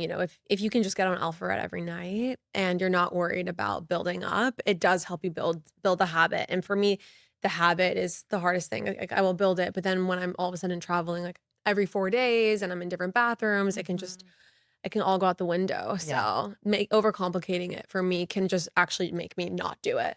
No, I travel with every moment of my skincare, including, and I teach my acne and rosacea patients this, the little Clean Skin Club towels. Oh, same. I travel with those. Except because get them at Costco. Well, yeah, the Costco dupes, I mean, unbelievable. Really? Oh my gosh. Honestly, the same thing. Yeah, I same exact actually thing. think they're better. I didn't believe it. Because I have sorry, again, please don't sue us, but I'm like, I have Clean Skin Club in my travel bag. And I'm like, oh, I like my Costco ones. They're thicker. They're better. But even, I don't know what detergent the hotel's using. What kind of fiber is this on my face? I don't know, but my face is like a fragile flower and I can't do it. So I cannot deviate at all. Claire taught me the power of the go bag. And so we always have a go bag of our toiletries that's ready to go with travel sizes. We use Cadence things because they're really cute. Yep.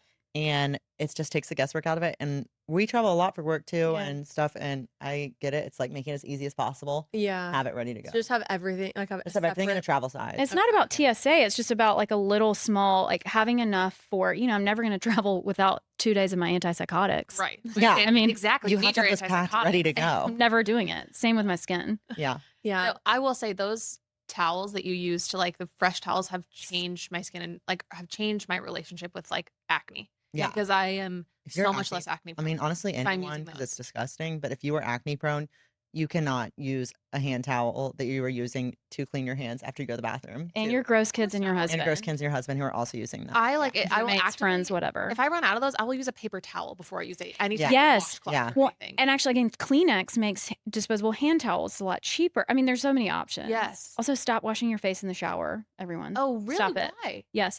It's too much heat, it's irritating, causing inflammation, transepidermal water loss. It's not good. Unless you have perfect skin, you should not be washing your face in the shower. I hate taking off my makeup. Well, I'm With sorry. the sink, like splash Yeah. situation. Give it a Get whirl. the See how you do. armbands Yes. that No. keep all the water off Mhm. from you. Liquid bands. Liquid my bands. preference. Oh yeah, you have the silicone ones. Yeah, because they kind of get gross. Speaking of washing your face, Yeah. you said are you washing your face twice a day? Yeah. I thought you're just in the morning supposed to like rinse. No. Some people Like, can get away Should with I be using that. a cleanser twice a day? I prefer that. Okay. Sarah's And- nodding yes. Yes. Yes. Yeah, just because when I mean, most people at night sweat. Most people, you've been on a pillow the entire time. Mhm. There's, oil production. There's sebum sitting on top of your skin.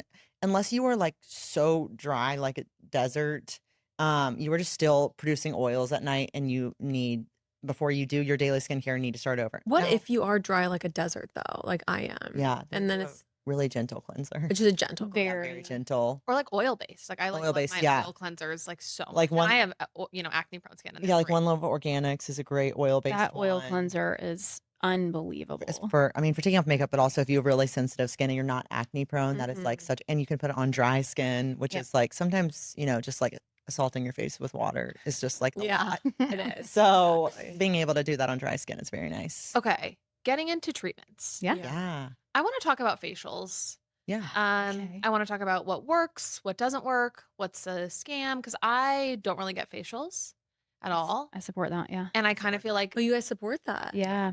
Unless- Okay. yeah. Unless people like more. there are some people who like love it for the meditative The experience. experience, Yeah, right? Like getting luxury. a massage. Like that's awesome.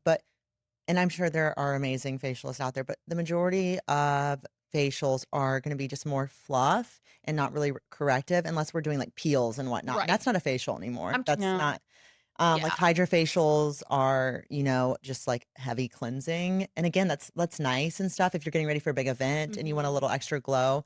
But I think a lot of people start to rely on that as like their corrective treatments and aren't really doing the in between and It's like not doing anything underneath. underneath It's just- deeper than You the top leave- layers. Temporary. Yeah, looking very glowy because you've got great. 19 layers of stuff on. yes. Mhm. And I get a facial every now and then in Charleston, but I also am very aware. One, she likes to do microneedling with the facial. She Mhm. then dermaplanes, then puts on a chemical peel. Mhm. Not all facialists That's or not normal estheticians can even do that by law. It depends Yeah. on what state you're in, yada, yada.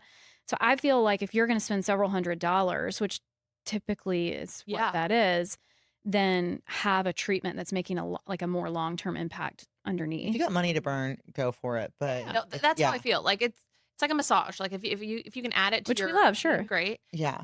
Sorry, I'm full of questions right now. You mentioned dermaplaning. Yeah. Can I be dermaplaning at home? I mean, I do. Can you explain what dermaplaning is? Dermaplaning is when you like shave your face. I do know it's for listeners at home. Oh, but thank I was like, I would love to educate you in this moment on this part of the regime. Yeah, so I dermaplane at home, and something that's always confused me is like, should I do my skincare right after? Do I wash my face before and after? Or should I not be dermaplaning my own face at all? Sarah dermaplaned her own face last night. After a cocktail. After a drink You're or also an two. expert though. Yeah, After a like, cocktail. I Love caught it. my face. I was Didn't like, I'm go well. confident. This didn't go well. It was like a lot of blood. I was like, okay, so yeah, don't drink and dermaplane. But you can definitely dermaplane at home. Well, you can shave, I would say, at home. I feel like you're not dermaplaning at home because you're not like we use a 10 blade. Yeah. Oh yes, You you're not know? using like a surgical blade, but we're Totally. using like a tinkle razor at home. Yes. Every For once my in a little- while, though, well, we can do it, but every once in a Yeah. while, I would say go and get like Go a and get it true done. dermaplaning done. It's such a difference when you get it. It done really at is. home. Yes. When that's a treatment because they're they're using It is typically a amazing. scalpel and Yes. taking the top layer of dead skin. It doesn't hurt at all. No. Oh, it just sounds scary. Like, It is No, it's scary. glorious. It's not. Also, have you ever shaved your face? no. Oh, see, Oh. you have to you just wait till you put on makeup because after you don't shaving break your out. face. It's amazing. Oh, do it what right are you after this? doing? Should we do it? No, Yeah. I'm just, not a lot. Not a lot. No. I mean, you don't. I've Not a never lot. noticed hair on your face for what it's worth. Some but people like just have. now, I notice it on myself, and I love putting on my makeup after I Oh, it's shave my face. smooth as a butt. It's like Little baby's it's butt. incredible. But I would say for you, because you break out, Yeah. after you dermaplane, you need to act like a psycho Okay. and sleep with your hair back, preferably clean hair, Okay. clean Wait, Sleep pillowcase, with my hair back in what? clean hair if Yeah. you clean can. hair. Okay. I wash my hair once a week, so Yeah. that's so I got to line it up. Clean pillowcase, Clean prep- sheets. Clean hair. Yeah, clean. Just think Disinfect about like everything. that. It's like your face. No, it's Conscience. it's Yeah. true. Oh my God. And Not that's a never church. happening. Yeah. But you really have to be careful, Yeah. and even that can happen professionally if it's not explained, correctly. You have to be careful. No makeup, anything Yeah. like that for quite a while.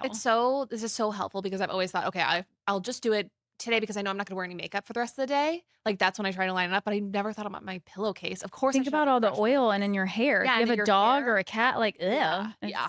And Okay. but also warning for dermaplaning. I had a patient about 3 months ago who was acne prone, who she used a dermaplane razor that she had used before that was in her drawer, like a tinkle razor. Yeah. She used it. It was only the second time, and it took months for us to clear that acne Yeah. because it's just you are literally straight, and if you cut Yeah. yourself a Throw little it bit, away. you were just like No, I mainlining use bacteria. a new So blade every one time, Yeah. I like to use a hypochlorous acid spray before and after to like Mhm. disinfect and then follow with your skincare routine.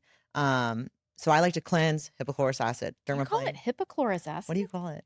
Hypochlorous acid. Okay. Is this That- like I Retinoid? say hypochlorous too.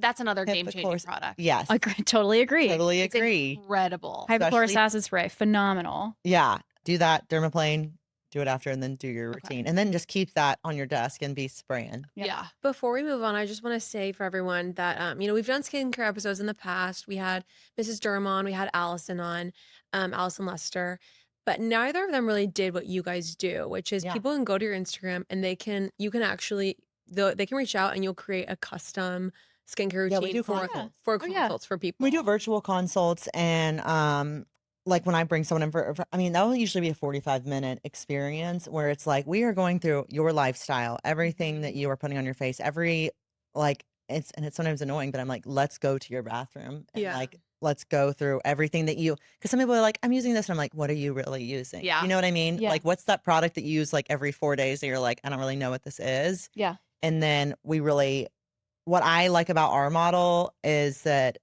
we are with you. You have our number. We are texting, like we are holding the hand. And so that's when Claire's like, give me a year. Like, it's like, yes, give me a year. but Checking in on you for a You're year. checking in. And sometimes I'm like, they hate me because I'm like, so many pictures. No, but I it's feel like helpful. that's so nice because there are so many products, there are so many questions. We always get an overwhelming amount of questions when we do a call out for something like this.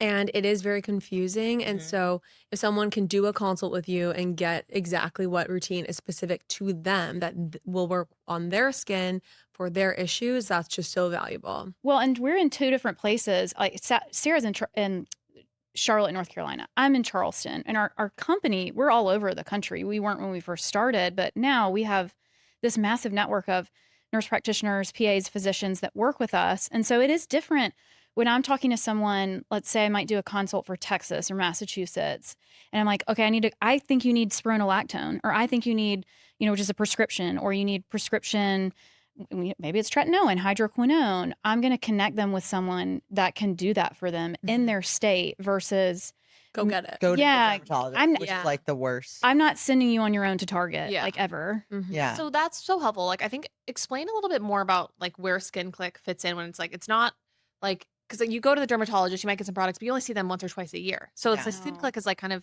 in between that, Yeah. where it's like, it's still like experts, doctors, nurse practitioners, but it's like, you get to like kind of have a repeat like appointment. You're always like Yeah. in contact. I mean, concierge is probably what most people would be familiar with, like that term. It really, to us, means, yes, we can come to you into your home and do those procedures in the consult for you, But also concierge to me is all of my patients quite literally have my cell phone number. Mhm. And they are texting me. I tell them, like, if you're in Sephora or Blue Mercury or whatever, and you feel like you're tempted and your hand's reaching out, like, Yeah. you can text me and I might say yes. Who's to say? But I'm like walking you through. I'm guiding that care for the duration of you being my patient, which is until you leave. So I mean, and that is so helpful because how many times are we in Sephora and we're like, okay, I think this new product that Right. shelves is going to save me. Yep. Yeah. No, And I get it. Like it's like you want the new things and everything. I always tell people, and yeah, we never like throw everything out unless we're like, this is actually really bad for your skin. But a lot of times I'm like, okay, just put what you have under the sink. We're gonna take some pictures. We're just like changing 2 or 3 things. And in 6 weeks, we're gonna take pictures. And y'all, even if you don't work with someone like Claire and I, but you're trying new products, like take pictures. It's the most powerful thing, and you will never recognize changes on your face until you see pictures, especially just like no makeup, straight on, up close at home. That's some of the most powerful changes. Yeah. I have to say, like, I noticed a difference in my skin, but when I looked back at photos, I couldn't believe the changes that I made after getting on that pigment inhibiting active. Yeah. So really those photos are crucial. But we should get into treatment. Yeah, let's talk about treatments. Let's talk about lasers. Let's talk about injectables, all the things. Yep. Can we start with Sculptra? Yeah. Okay. I'm just You're a fan. You like Sculptra. Yeah. It's funny what I feel like injectors like, gravitate towards certain things, and you really become like, that's your treatment of choice. I really love Sculptra for the patient who is thinner, wants something natural. My only problem with Sculptra is sometimes it can be underwhelming. And like you were like, okay, I spent $1,600 and like it's a little bit better. So I'm like, if someone really wants like true impact, but usually the Sculptra patient isn't like I'm probably about to be a Sculptra patient. It's like I just have like a little bit of volume loss here and there, but it's really cool because you can do like a Sculptra wash, we call it. And it's also going to improve skin quality because it's a biostimulator. And it's not for some people who don't like the idea of a filler sitting on your face. I'm not bothered by that. But it's like, not a filler. It's not a filler. It's a biostimulator, and it's going to stimulate your body to make new collagen. And I feel like right now there's a lot of plastic surgeons out there who are like, Sculptra's ruining my facelifts. We also like know plastic surgeons who are like, it's not a problem. Right. Like it's just a few, I'm like, honestly. I will probably will get a facelift one day. And I'm like, if it takes the surgeon 30 more minutes, that's okay. Yeah, and honestly, I think you should go that's to okay. a surgeon that can handle. I hope they can handle a little bit more like. That's the counter argument from the good surgeons are like, if you can't dissect the facial planes, then like, what are you doing? Yeah. Like, I mean, think about scarring and all the things that they have to work through anyway, which is significant. So I like Sculptra, but I think, again, it's not your job as the patient. I like the concept of Sculptra. I use a different biostimulator called Radius more in my practice. I just like it better. I like its safety profile and the results that I've gotten, but it's not your job as the patient to be worried about what's best for you. In my hands, this product performs differently than it performs in, say, Sarah's hands. Yeah. And that's critical. Like, because I like inject more Sculptra, you inject more Radius. It's like, some people will be like, oh, I want Juvederm. I'm like, That's not appropriate for what you're asking. And also we like just use different products. So it's really about the injector whose hands it's in and what they are doing with it. Okay. Yeah. Just because it's Sculptra injected, it doesn't mean it's going to be good. Right. You guys, as long as the days are getting warmer, I'm trying to eat a little better, but I am really not about to give up sandwiches or wraps or any of the comfort food that I actually look forward to and the stuff that actually keeps me full. That is where Hero Bread has quietly become one of my favorite finds lately. Their bread and bagels are delicious. I am genuinely surprised by how soft and fluffy they are, and you would never guess that they're so low in net carbs. They also do these fun small batch drops of indulgent favorites like the popular 2-gram net carb Hero croissant and the 5-gram net carb Hero noodles. I am so excited to try their new Hero noodles, which are high in fiber and have 12 grams of protein and just 80 calories per serving. Hero Bread makes sticking to my goals way easier and less annoying without feeling like I'm missing out on my favorite meals. Hero Bread is offering 10% off your order. Go to hero.co and use code POP at checkout. That's POP at HERO.co. Yeah, and I think that is another thing where Sculptra does have some risks, right? There's the risk of nodules, which is So I think someone should explain for a layperson what Sculptra is. Oh, yeah. Yeah. So Sculptra is a biostimulator. It's called PLLA, which is poly-L-lactic acid. So it's going to, when it's injected in you and you inject it with saline, it's like comes as a powder vial. you inject it with saline, and then you can inject it with different amounts of saline based off what you want to do. But what's cool is you can put it in multiple different areas of the face. Usually, a lot of fillers, not all of them, but a lot of fillers are like, okay, this is a lip filler because of its, viscosity and density. G prime is what they call it. And like the thickness of the product. Yeah. But Sculptra, I can put it in your temples. I can put it for the chin shadow. And so that day when you get injected with it, it just looks like you got a like saline in your face. You honestly look good the day you got it injected, right. but then it kind of like goes away. And then over the next 6-8 weeks, it is telling your body, hey, we got to bring collagen, elastin in, and just kind of like refill that area. Got it. Yeah. So it's not like that instant result. And that's where I say, but it also depends on your body's response to it. So, and well, that's why it can be autoimmune patients yeah. are contraindicated to get it, which that's sorry, or what? Are not supposed to get it? Yeah, if you have any autoimmune issues, that you are not supposed to get Sculptra. And that's part of it, because the way that PLLA works is through that immune modulation system. And so it could be totally fine or not. And, is that the cause of the nodules? Potentially. You also have homework as a patient. When you get Sculptra, you have to massage 5 times a day for 5 days for 5 minutes at 5, 5, 5. 5 minutes, 5 times a day for 5 days. So let's say the patient goes home and doesn't do that. What happens? The nodules are like little pockets. They're like little like grains almost, basically, that people Interesting. can feel and see sometimes. And they're irreversible. So that's why I've never gotten it, even though I definitely have volume loss. Need full facial rejuvenation, I feel like, at this point. But No. And I've just always been afraid, Yeah. There are other things, I think, and I think that's valid. And I would say talk to whoever's injecting you. They may, I mean, I think HA also, filler might be better. yeah, you might. There are so many things, and also nodules can happen with They can happen with HA fillers. They can happen with really? radius. You Yes, can obviously dissolve. absolutely. But you can dissolve with filler. That's Yeah. Yes. Yeah. Yes. Mostly. Yes. But Question you mark. can't dissolve Sculptra. Cannot. Radius. Radius, you can kind of break up. disperse the collagen. I mean, so it's It's not common. I just want to it's Really? right. they're not Also, common. very, very, very, And very, also very rare. the 555. I'm more dialed in with Sculptra than Claire. I is know. because Claire's does Cut me radius, out. but like the 555, they're really telling people you It's do not need to do necessary. more. Because if it was, everyone would be walking around with nodules because everyone knows no one does one does it. No one does it. Yeah. Yeah, I'm like, Um, even just hearing that, I'm like, oh, wow. Yeah. So I think maybe you need to massage that day. And I like massage my patients very vigorously afterwards. But Yeah. like they're gonna be fine. Yeah. Yeah. Okay. Of course, nodules are a risk with any filler, but I mean there are risks with There it, are but they're with everything. but they are not common. And if you have a provider that you trust and who's like, I will manage if this happens, I've got you, I will manage you through this. Right. Like the biggest risk with dermal filler is something called a vascular occlusion, and that's when the filler is blocking or like blood flow. Okay. That is probably like the scariest complication. There is a management to reverse it if you are with a good provider. I mean, I've been injecting 5 years. You've been injecting 7 years, 8 years. Mhm. Like that has never happened to me, but I tell every patient about it, and I'm like, you have my cell phone number. If there's anything weird, you call me. Like I'm always like ready for it to happen. Yeah. Yeah. So it's all It's nice about to know it's provider. also rare. Like, because It's my really brain, Very goes- rare. the fear, like the amygdala, my amygdala is crushing it. Like Yeah. it always tells me about Yeah. all the dangers. Like, Lauren- these things are really rare. Yeah. Lauren's probably had like 6 conversations with ChatGPT about Sculptra.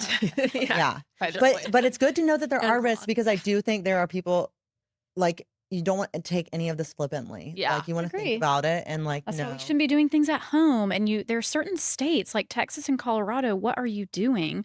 Where Anyone we can don't even have inject to it. have any sort of medical license to inject anymore. And so you don't have to have a medical No. license to inject in Mm-mm. those states? As long as you have a supervising physician.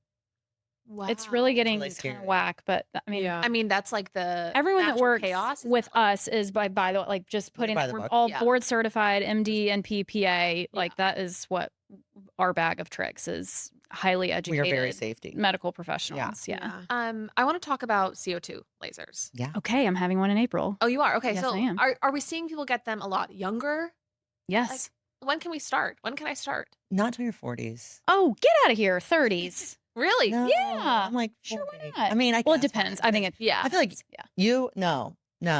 I couldn't get a CO2. I mean, I mean, you need can. it. Can. Yes. But like I feel like there are probably other There's Other different things. levels of Levels. also you can do deeper, you can do more aggressive. And then if someone said if somebody has really are you like getting significant put under? acne scarring, I'm gonna take a Valium. Are we talking about the like fully ablative Yeah. 3-week recovery. Okay, I'm not. that they do with facelifts. Yeah. Okay, so I'm like, thinking I'm of the not one sure. that's like a 10-day recovery. Oh, What's like that? That's, one? I That's think CO2 that's the too. same It, one. it just depends how Yeah. deep they they can go. just go deeper. Gotcha. Yeah. I actually have had spot CO2, Yeah. by the way, Yeah. which wasn't intense, but it was great. I mean, if you have acne scarring and Yeah. we're doing micro needling and we're doing peels and It's then not their doing it. and their CO2 may be appropriate. I Yeah. think there's very little in aesthetics that's completely right or completely wrong. Mm-hmm. It's really should be so nuanced and what is your particular concern and how does that person treating you feel they can best address Which it. we know is really annoying. It's very, I know, sorry. No, but Yeah. Very annoying. I think it's the right philosophy. Yeah. Because anyone who's True. who isn't, looking directly at your face and they're telling you they know exactly what to do with your skin, Yeah. Yeah. So it's kind of all about establishing, that person that you trust with, to kind of guide you through that. But Yeah. the And CO2 a thing- confident aesthetic provider should be referring you if they feel like you need a blepharoplasty yeah. or Yeah. a neck lift versus more Sculptra, Radius, or Botox, whatever it is. How often do you feel like you're getting clients come in who are asking for one thing and you're like, this is a surgical result? Every day. Mhm. And it's usually to do with like lifting eyebrows. Yeah. Really? And they're thinking like, let's do Botox Let's to do lift my Botox, eyebrows. yeah. And the neck, I would And say. neck, yes. Yeah. There are some really talented injectors that you'll see before and afters on Instagram. And to me, when you're using that volume of filler, and I know what that costs, and the 15,000. the Like maintenance, Yeah. I mean, $15,000 worth of gallons, Yeah. right? gallons. I- Yes. I mean, like I'm we're exaggerating. talking like a 11 to 13 syringe. Yeah. Before and after. Sometimes 20. I Sometimes mean, 20. And the results are beautiful, and it's almost surgical results. But I'm like, should have gotten surgery. well, then they'll even say in the caption like this requires X amount of maintenance every year. Yeah. And to me, the more ethical teaching for my patient is telling them that, and that here's also in our town what a facelift costs, by the way. Right. Yeah. My guy is about 30 right now. Yeah. Shout out Clayton Cranford, I think. Maybe he's gone up and maybe he should, but like he has beautiful results. Yeah. Yeah. You don't And- need to pay $150,000 No. for a facelift. No, all of that is so silly and Yeah. unnecessary. I And know. honestly unethical. It really is. I makes me agree. not- I would Predatory. never want to go to a surgeon that felt comfortable charging a price Yeah. that was predatory. Yeah. Yeah.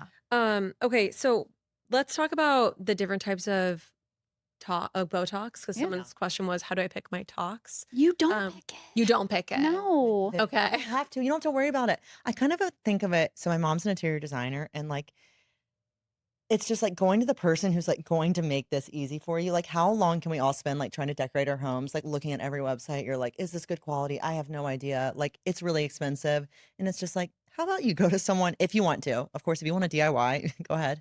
Oh But God, no. Don't tell them that. Don't DIY Don't this. DIY your DIY. home, not DIY your face. Yeah, don't DIY your face, but also just like, going to someone who's like, this is the options. Like, we are Xeomin stands. You're not picking your antibiotic. Yeah. You're it's a not picking your medication. blood pressure medication. It is a drug. I have to be able to prescribe and administer that drug. And even if you see a nurse, they are working under a physician in that, whether it's facility or their like specific protocols where someone has said, this is what drug we feel is appropriate for this patient. You have to be able to prescribe and administer. And so I am doing that for you, and you're not picking your medication in any other medical setting. And so I don't know if people feel pressure to pick or if they I will say, I feel like like- there are people who maybe they've been getting neurotoxin for 8 to 10 years or whatnot. And they're like, okay, I tried Botox first, and then I tried Dysport or Xeomin, and like, I like the way this feels better. That's a totally different, That's that's a fine. valid conversation. That's valid. Yes. That's like, some people, it does feel different. Like, I prefer the way Xeomin feels on myself because I feel like I can Same. be frozen, but I still like feel like Look my face is natural. expressive. And that's just a different type of Botox. Right. Yeah. Like yeah. Botox is, And literally is it's just the is a brand, molecule. Xeomin's It brand. Xeomin Correct. just doesn't have certain binding proteins Okay. that the others have. And the idea is that with less binding proteins, your body's not going to recognize it as much, because we definitely are seeing Botox resistance. Yeah. Yeah. Mm, yeah. And is there a big price discrepancy between like, because there's like Dysport, Xeomin? Not They really. Not shouldn't really be. Now, there are probably, let's see. Practices will get different. Like, 'cause Yeah. obviously you buy in bulk. So like we Yeah. work with Galderma and MERS, which is Xeomin and Dysport. And like, I mean, There can be Dysport some is more variation, but expensive. it shouldn't be so dramatic. that it would and change what Got you it. want. Okay. There is a cheaper alternative right now, because it's new to the market. Yeah, it's new. It's Korean. It's called Latibo. It is cheaper. It is a shorter longevity. And then they're previously Daxify, which now they've kind of restructured their pricing, but it has potentially a longer duration and it was more expensive, but that the balance wasn't matching up to what they were saying. So I mean, essentially, like if you give us either any of these neurotoxins, we should be able to give you similar results. It's just how long are they going to last and little subtle nuances. But unless you've had those treatments and you know what you've gotten and you can tell a preference in yourself, then it's your injector should know what's best for you. And usually your injector will carry 2 types. At least, you can't carry all of them because like well, it doesn't make sense. It doesn't make sense as a business. Yeah. So there's usually 2, and there's different patient reward programs. I mean, you go on and on. Yeah. Basically, don't try to pick your tox is the answer to that one. Yeah. Let's talk about filler migration. So if you get lip filler, one day will it migrate and you're going to have to get it dissolved? That's kind of a vague question to answer because it shouldn't. Okay. It shouldn't migrate. It should, for the most part, go away on its own over time, but it's a lot slower than we previously thought in this industry as a whole. Which is great. Yeah. But also, I would say gone are the days of where, we're not letting these pharmaceutical companies tell us anymore, you need to redo this person's lip filler every 6 months. Interesting. That's what they will tell you. That's what it was. That's what they'll tell you. Then they'll tell you. Say 6 to 8 months. I've had the same lip filler in for over 2 years, and it looks maybe a little smaller, but like it's very much there. They look great. Mine are 3 years old. I will say, when you shared your lip filler, it's insane. I used to be very anti lip filler, but you're one of the people where I was like, that looks very great. Yeah. And it was such a minimal amount. And there is just a way to do it that really is beautifying.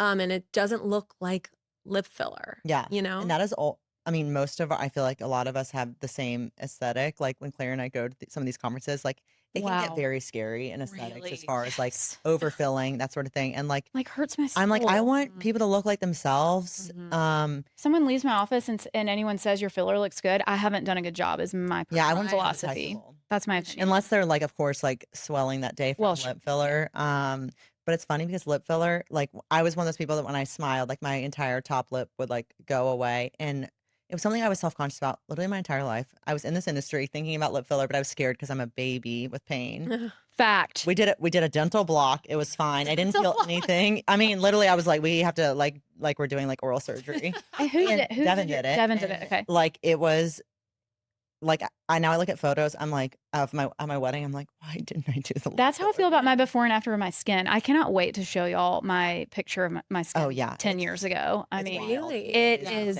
bananas. Wait, I'm dying to see. I'll like give it to you for this purposes of this educational podcast. And it was like the before, it's like you were like 32. Oh yeah, I went to the Laura Mercier counter, or no, Trish McAvoy, to like refill my little binder, and I was like, I just like my makeup is not working. And the girl is like beautiful black woman who does makeup in Charleston. And she goes, well, tell me what your skincare routine is. I was like, I don't have one. And she goes, oh yeah, girl, like it's not the makeup, it's your skin. And I was like, shout out her. All right. I know, like she facts. was right. Yeah. Hard facts. And then the rest is history. Yeah. Here I am. Raging melasma over here. Awful. Bad. Yeah. That's what you were dealing with. Wait, what were you dealing with? Melasma, like you had a spot on your forehead. I feel like that was like this big, and then wrinkles. But like what happens? Wrinkles at rest. At rest. And you could see the melasma, and then the wrinkles were like the white part. I'll show you. You're gonna die. I will die because it's unbelievable. Your skin is like pristine. I feel like incredible, and it's like following someone's workout program on Instagram who just has a naturally they're a trainer body. Yeah, like it's never as I'm never as inspired as someone who has like actually worked out for that body. Yeah. And if you've actually have a before and after, that's so inspiring. Oh, you wait. And also, you weren't young when you started this. My 30s. It's pretty young. So. No, it is young. It is young. It's very young. But you're like you were, 16. Yeah. Well, no, now I feel like this whole generation, I have an almost 11-year-old daughter, and they all are like doing skincare, which is hilarious. And I'm, fascinated by it. What are your thoughts on it? Like, there's like skincare brands that are now like marketed for. Yeah. I mean, my kind of general philosophy is like, it's a habit, right? Where a lot of moms kind of in my orbit, and we all have kids similar ages, they're starting that pre-puberty or puberty, and kids, and you do start having little breakouts or like KP on the face. So if we're teaching them about getting them in the habit, washing your face, putting on sunscreen, and, you know, maybe a moisturizer, but they probably don't need it. And especially if they're breaking out, I'm totally fine with it. Like in my house, I mean, we don't talk about weight. We don't talk about aging. I don't talk about like looking old. I mean, my kids like know I do Botox. They think it's like hilarious. Also, my 11, like none of her friends think I'm cool yet. So I'm just like waiting. Just wait. Desperately for the day. they know I'm Once like they not realize cool the yet. wealth of Right? knowledge you are. Oh my God. I'm like, this is garbage. What are you using? But I think that it's fine. I think it is important to also, you know, I mean, we were doing play makeup and play nails and things like that. I don't think it's much different. I don't like necessarily the targeting of kids. And there are several lines. People will ask me like, what line is safe for my teen or my tween?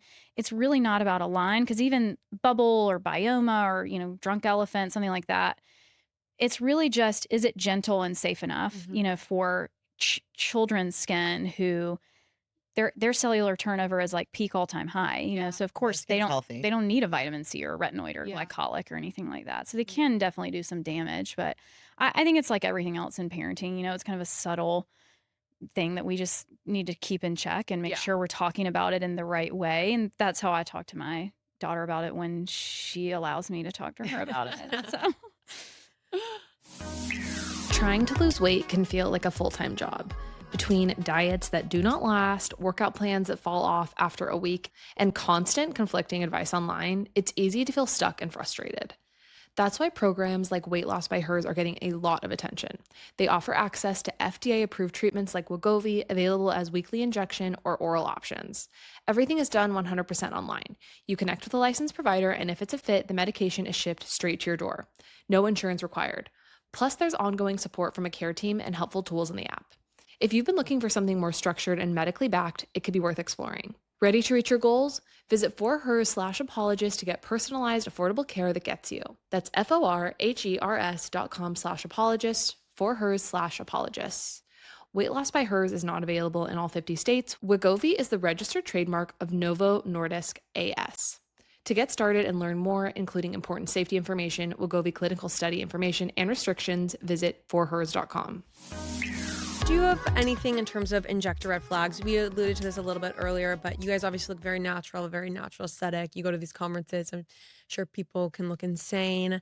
So I would say a red flag, to answer a question that I'm asking, is how the injector themselves how they look. And also I think how you feel sitting in their chair. I think we both practice this way of like, I ask my patients a lot of questions, and a lot of them are like about how they are feeling in their day to day and how they are feeling like presenting themselves at work and whatnot. And it's a lot of listening. And I think when you go to an injector who's just like, okay, we're doing this, this, and this, it's over, and you don't feel like it's a shared decision making. Like, even though we're like, we're saying you don't get to dictate, but also it is still a conversation and you're both part of the team. And I feel like if you feel like invalidated or you were rushed or they weren't listening to you, that's definitely a red flag. it's very personal. I mean, we have a huge practice and we all practice a little bit differently. And there are people whose personalities and aesthetic are going to jive with yours a little differently. And if somebody wants a big, juicy Kylie Jenner lip, that I'm not great at that. That's not my It's not your skill. Yeah. skill or aesthetic or anything. I'm going to help you find the right person. Yeah. I mean, red flags to me really is also, you know, safety.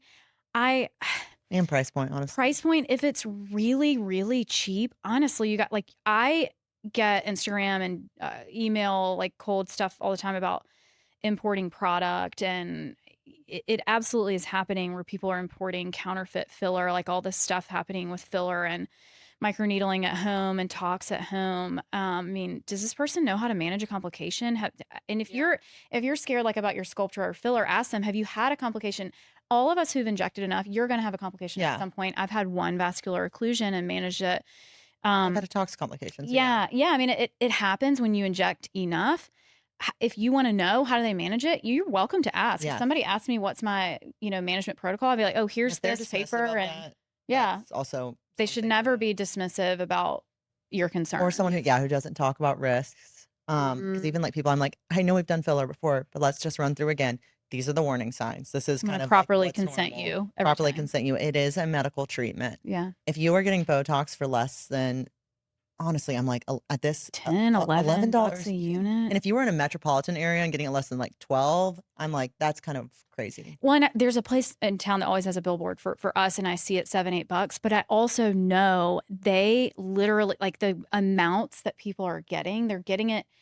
People don't realize this. You can really sneak it in places where no one would notice, and it's like a few units here, a few units there, and then you just doubled the amount that you gave the person. All right. Right, And it then might like have you got been 100 units. You know, $7 or $8 a unit, but you only actually you needed half the needed amount. Right. 40, and they gave you 100. Right. And there's different dilutions, and Wow. so I mean, can you guys weigh in on Botox risks? Because you said you had a Botox Yeah, I had complication. the most like common Botox risk is the lid ptosis. Oh, right. Okay. So that's when you get a the droopy drop eyelid. lid, And yeah. like again, I mean, that I've resolves done itself. I would like mean, to you still have to say do it. our average at the Skin Clique is a 0.02% in this Yeah, publication. The publication risk, national which is average great. is 2%. Just Wow. wanting to put that out there. Sometimes we joke. So- I'm like, we are like so conservative that, which is Yes. good. But yes, it does resolve itself, and we send you Upneek drops, and that is a eye drop that helps because it gets into a muscle that's in the eyelid that then paralyzes that. So then you're kind of having the droopy eyelid. And I mean, it is distressing, even though it's not life threatening. Like having a droopy eyelid, like I lost sleep over it. Like I was so Yeah, upset 'cause for it that patient. sucks. It sucks. And yes, the Upneek helps some. It goes away in about 4 to 6 weeks. And that's why, like, The droopy eyelid goes away in 4 to 6 Yeah. weeks. Yeah. Oh, not 3 months. But that's a red it does. flag. I've had people reach out that like have gotten Botox for the migraine protocol, or even had an aesthetic person reach out to me from New York, and her injector did not know how to correct her ptosis. And I was Yeah. like, "What do you mean?" She said, "There's nothing she can do." yeah, there's 2 things you can do about it. Right? There's multiple things. And and the injection, yeah, there's a lot of different things, and but as in general, I think the actual neurotoxin itself is very low risk, and we use it in the medical setting in much higher higher doses. doses. Like what? I'm curious. like My- bladder dystonia, They put cervical Botox in your bladder. Heck Yeah. yeah, they do. sounds kind of interesting. Interstitial Yeah. cystitis, cervical dystonia. The migraine protocol is 150 units. Cerebral Kind of like paralyze the palsy. muscle. Yeah. It was, so Botox was in, or the cosmetic portion of Botox came about after, people have like a lazy eye and it's called nystagmus. It's actually an overcorrection of that eye. And the ophthalmologists that were working and using it were paralyzing that muscle to correct that issue. And then, of course, like everything else good, we're like, what else can we do with this and make Right. it profitable? So shout out to the Carruthers, but that's how we got here. Yeah. Interesting. I didn't know that. Yeah. Salivary, all kinds of stuff. Yeah, it's like there are a lot of people getting Botox, or Botox happens in the medical, field All day, every day. for a lot of Insurance other reasons besides paying for waxy it. skin. Yeah. Yeah, and people are fine. Absolutely. Yeah. Okay, so let's talk about peptides, because I heard recently on the Between Us podcast with Heather and Terry Dubrow, Heather loves the Glow Stack. And someone asked about the Glow Stack. People are not just, doing GLP-1s, they're also doing these peptides for beauty. Are there any peptides for beauty that you guys really recommend? So peptides are very exciting. I feel like the new frontier of aesthetic medicine. Claire and I both prescribe GLPs, which are peptides. Yeah. And I feel like GLP-1s. yeah, Yeah. GLP-1s. Okay. Compounded semaglutide or tirzepatide, Mhm. which are really amazing and have changed. I mean, it's changed so much over the past few years. And yeah, I definitely lost, I feel like 6 to 12 months, the stacking the peptides and all that. And we don't prescribe that at this time. I think right now it's kind of the Wild West out there. It's very new. And what's interesting, so I know like the Dubrows were talking about it, you said on their podcast, and I don't know what he's doing in his practice. So they may have been doing it for a long time. I think you could say the same thing about GLP-1s. Mhm. 5 years ago, it was a very new concept using them the way that we were. Whereas, For normal weight people. yeah, now there have been hundreds of thousands of patients that have used them safely. And we know they've been used safely for decades in a medical setting for, weight loss and diabetics and cardiovascular management, things like that. And what do you mean by normal weight patients? Well, I mean, gosh, even saying normal weight, we're really just using BMI Okay. Mhm. for that, which is a measurement of like your height and weight put into a formula. So non-obese. So non-obese, Okay. yeah, it's a great way to say it. But even obesity can be tricky. BMI is not our best tool. You could be like centrally obese, where you have these little stick thin legs and arms, but like all of your body fat is Mhm. concentrated to the belly, which is Yeah. really dangerous. And one of the worst types of kind of skinny fat is Yeah. a way that people, I think, kind of recognize it. Having all that fat by your organs, right? Mhm. Your heart. Like Yeah. visceral fat. And It's tough. So GLP-1s are, I think, the most exciting peptide to me right now. Yeah. Just because there's so much evidence and Well such studied. a safety profile. And the more data that comes out, the safer they are proving to be, and the more truly long-term benefits about, stroke, Alzheimer's, cancer, which to me is more impressive than the aesthetics right now. Mhm. But that's not to say, I think it'll be really exciting in the next few years what peptides are going to be considered, safe and Part well of known. people's like, Yeah. wellness routine. And also, again, back to the quick fix thing we were talking about in the beginning. Are you exercising? Are you eating right? Are you taking care of your skin? Are you hydrated? And people really want, an injectable. Are you quick checking in fix. with if you're on a GLP, like your habits, your food habits? Yep. Yeah. Interesting. Okay. Yeah. So, and that's something you guys do as well. Yes, we Yeah. do. We Yeah. have a telemedicine practice and do that. Amazing. Yeah. I'm curious, a lot of people are taking GLP-1s. Any concerns? I feel like the majority of people are on them. Yeah. Yeah. True. At Yeah, this point, it is true. Yeah. Yeah. And they're amazing medications. I think that again, similar to Botox and whatnot, we need to remember that like these are medications that need to be like properly managed and like risk benefit analysis, and not everyone's a candidate. And especially if you have history of disordered eating or anything like that, is definitely not a candidate. What I think is sometimes like I get so excited medically about these medications because it's incredible. It's the lives it's changed of Yeah. my own small patient panel is like Mhm.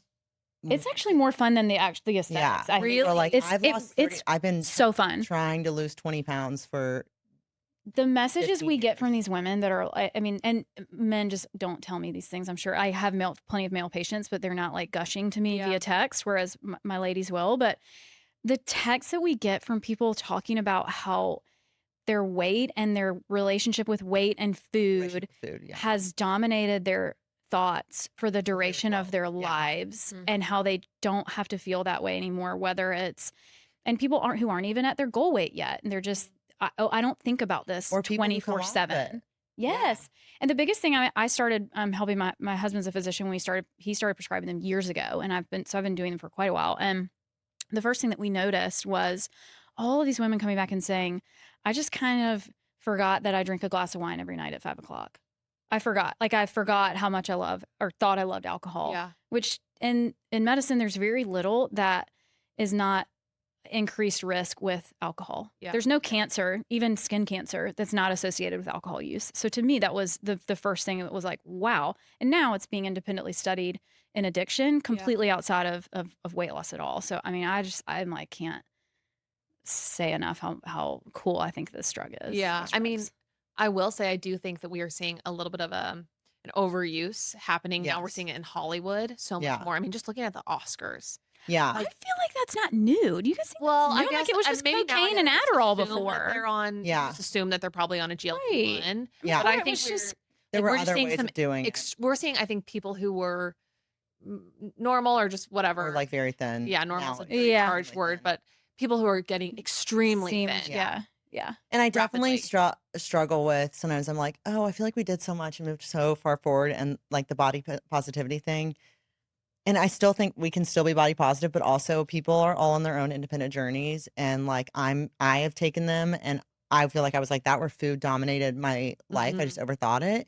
And I had 15 pounds that once that came off, and I was like, oh, I thought I was like eating normal amounts, and I was eating a lot, you Yeah. know? And like that, Yeah. this medication taught me that. And I would have never been able to learn that because of the way it changes your brain signaling towards food. Yeah. And so now I'm like, okay, well, food doesn't like dominate my life anymore. I've had patients get off their psoriasis biologics, say they no longer have issues with their endometriosis pain, migraines. Things that we certainly don't say can't are going to promise. come along with Yeah. this, Yeah. but just these unintended positive side effects that are really fun to see. Yeah. Yeah. Yeah. But it's complex for sure. And it's like with anything, people are going to take it to an extreme. Yeah, people are going to Always. ruin the fun. Yeah. Always. Yeah. Like that, people are going to ruin They are always going to ruin it. Somebody's going to overdo it. But Somebody's going to overdo it. it's hard because it makes you feel sick if you overdo it. It's hard. Your body has kind of a set point. So it's harder than you think to just. And again, why you should overdo work it. with a provider on it Yeah, and not be like absolutely. self-titrating and messing Yeah. with it. Yeah, it's interesting. I also saw, I think you sent this to me, or I know you sent this to me. There's a very popular celebrity, and she's just so thin right now. And it is kind of almost like there's like a thinness Olympics happening Yeah. amongst these A-list celebrities. And I don't know, in my opinion, not only does it not look good, but Doesn't. because now anyone can be emaciated if they want to be emaciated, then I know it's like weird to say, but I think that whatever's out of reach is what people want. Yeah. And so It I takes think the like, power out of it. yeah, it really does. And I think that now really having like a healthy muscular body Yeah. Yeah. is going to be the thing that is truly the status symbol Yep. because Yeah. that is like built really through discipline and it's hard to And get. it ages you faster. And I'm like, anyone who's taking a GLP-1 listening to this, you have to be doing strength training Mhm. Yep. because your body will deteriorate your muscle and you'll be like, oh, I'm losing weight. And you are just losing muscle. You're not losing fat. Yeah. You have to be doing strength training. I'm like 3 to 4 times a week if you're regularly At on least. it. At least. I'm like, go for 5. That's why I'm so glad I do feel like the exercise narrative has really You like have to. been geared towards women strength training, Yeah. not just like True. doing heavy cardio. It's like, no, if you want to be able to open a jar, Yeah. you know, when you're in your, we've all seen that. Yeah. Like you need to be doing farmer carries, you need to be building muscle. It's not Yeah. Pilates. That's all we're Yeah. talking about. Like that's not, we're talking No. about true heavy True lifting. Heavy lifting. Lifting And I heavy do weights. love Pilates, but that can't Sure, be you're your only a form of strength Pilates training. instructor. Yeah. That Yeah. cannot be your only form, especially with a GLP-1, which it will. Yeah. And I feel like I see that a lot, especially patients, who are in their 40s and 50s and maybe haven't exercised in a while. And I'm sure going to a strength training feels very intimidating, Mhm. but I'm like, that is so critical. And even just getting some weights at home. Yeah. Mm-hmm. Agreed. Yeah. So, can we talk about underwear for a second? I have spent way too many years dealing with bras that dig in, underwear that rides up, and fabrics that feel like sandpaper by the end of the day. I switched to Skims and it's so much more reliable. You've heard me say it, but I will say it again. Skims is always changing the game with their intimates. Their new everyday cotton collection genuinely is incredible. The fabric is so soft and stretchy, but it still feels like real cotton. Lately, I've been living in the everyday cotton hipsters and the matching bra. They're literally the most comfortable things I own.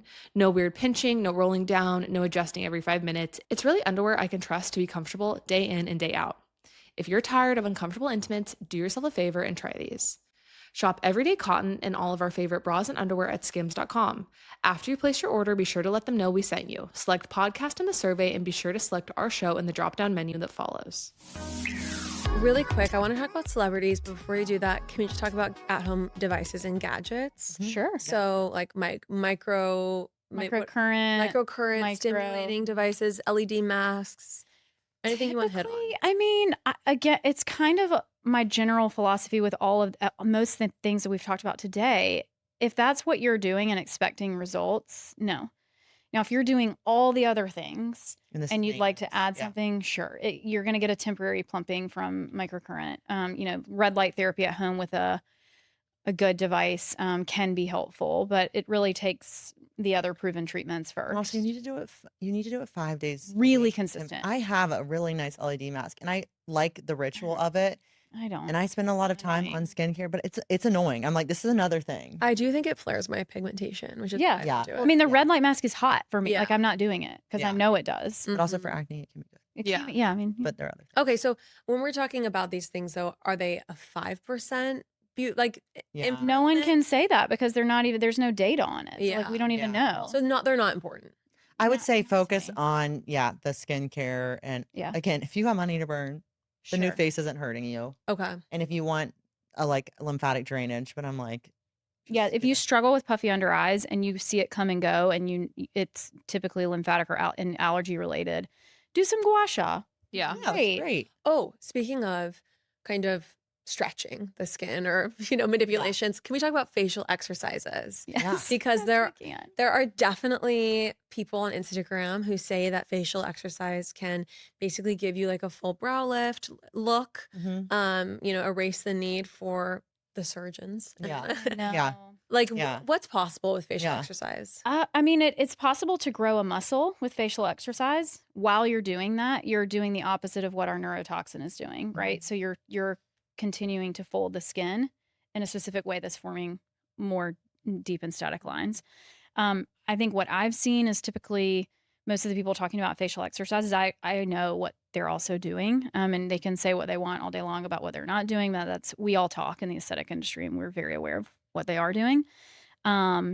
So it's tough. I mean, you'll see all these plastic surgeons, and they will come on and refute it. And last week I saw one that was pretty telling about someone talking about the facial exercises and literally where the muscles insert, like their origin and the insertion. It's like, this is not possible, what you're saying. Like, this isn't where this muscle goes in. This just might not be on my algorithm, but like, are we talking about like mewing? Are we talking about like literally like, What is mewing? oh, mewing? Yeah, like Where you're supposed to put your tongue to the roof of your mouth when your mouth is closed to like strengthen your jawline, basically. Like, Yeah. I'll do it right now. Well, that would. Okay.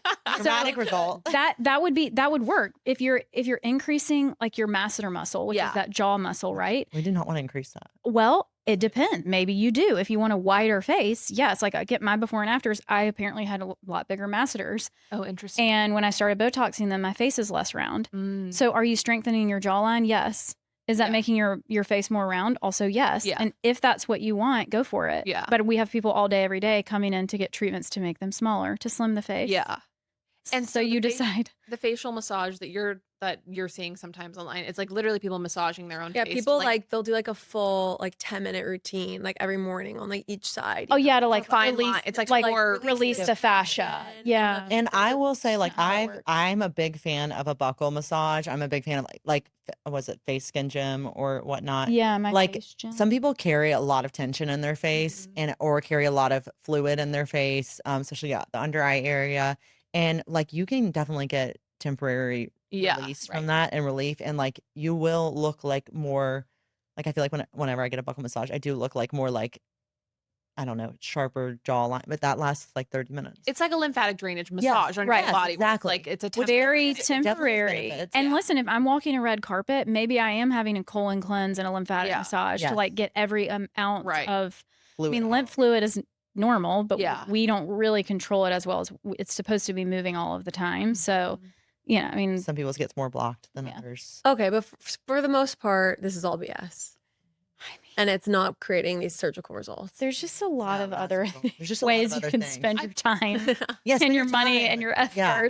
Unless you just love doing. I think too, like some people enjoy the ritual of it. It's like Yeah. it's like a meditative Totally. thing. Like Like a facial. I like taking my like red light showers. Like that's Yeah. my thing. No, I love people spending time the way they want to. I think that's a great yes, thing. we are all fans Like, of that. But what I don't like is scamminess, and I don't Yeah. like people selling courses on facial exercise, Right. promising an upper blepharoplasty and eyelid, resection Yeah. result. That's wild behavior. Yeah. Yeah, and that is what is happening online, and people is shocking what people will believe, and so that's just where I think that we can really provide hopefully some grounding. Yeah. Yeah, absolutely. Yeah. Let's talk about celebrities. Kendall Jenner has recently gone on the record saying the only thing she's ever had done to her face is baby Botox. Mm. This is someone who we have seen in HD on our television screens for a long time, who does look dramatically different, I would say, from when she was a teenager. Now we all look dramatically different from when we were a teenager. So am I just a jelly belly? Yeah. Well, she also says that her nose changed because of Accutane. Like Yeah. Accutane shrunk her nose, which people do claim that happens. But she's definitely had a blepharoplasty. I'm like, it's just very, that's a tough one. yeah, very, very clear. And it's honestly, sometimes I'm like, and we would have more respect for you if you tell us that you. Yeah, like, right. I would I mean, expect Kim says the same thing, which is if I was in your place, I would definitely have plastic surgery. Yes. I Yeah, I I don't mean- understand why they do that. Like, I just don't understand why Psychologically, I don't understand. they. I know if it's some type of like code between a lot of celebrities, like we're just not going to talk about it. Yeah. don't know. We're And just gonna- some are talking about it more. I forget who. Yeah. I mean, Kris Jenner did talk about. Well, finally, Yeah. we're like, you're 80. Yeah. It's like you Yeah. you have had facelifts, multiple. Yeah, and it is interesting, and of course, I can't imagine like the pressures of being in the public eye. I mean, even being in this room with a camera, I'm like constantly like, oh my God, who's looking at this? So, I do feel for them, but there's a lot that can happen with puberty, weight fluctuations. And Accutane works on the sebaceous glands, and so that I think is where the concept of it potentially slimming the nose comes Mhm. from. But I mean, your lips don't get bigger Yeah. with time; they just don't. Yeah. Things like that, and Kim's a great example of saying that she's only had, a few things here and there done. It's just not correct. Yeah. It's not true. Yeah. Also, So guys, don't get baby Botox. I feel like people in their late 20s are like, I just want a little bit. And it's not that you're getting like a ton or anything, but you want a good, proper dosage to give you a natural result. When it's like done halfway, it looks very obvious that you got Botox. I feel like I can see it on people when it's like, half their forehead is moving, half's not. Just like find an injector you trust and just be like, I want to get, because I tell people, I'm like, I want to give you the 4 full months of like a really solid treatment that you feel good about and you feel like, I spent good money on this and I love my results. And that's what looks the most natural is when it's like kind of done together. Yeah. It's not based on your age. It's really based on like the strength of the muscles in your face. Yeah. And you should be waiting, going, for those durations. Yes. So that the muscles fully, It doesn't need to get back to 0, but I definitely like to keep people. I'm like, if I get you 3 times a year, like that is like perfect. They'll tell you 12 weeks. Think about like when you get your hair done. Yeah. And if you go so far in between and then it's like dramatic and people realize, oh, you got your hair highlighted, at least for the blondes listening. But I mean, it's kind of like that. If you go totally back to baseline, it becomes obvious that you've had your work done. So I kind of, but every patient's different. For some, it's 3 months. For some, it's 4, 6. 5, 6. Some people are really lucky. And there's no age. I think people feel like they're in their 20s. They need this baby Botox. I have 25-year-olds who have deeper static lines than some 50-year-olds. Yeah.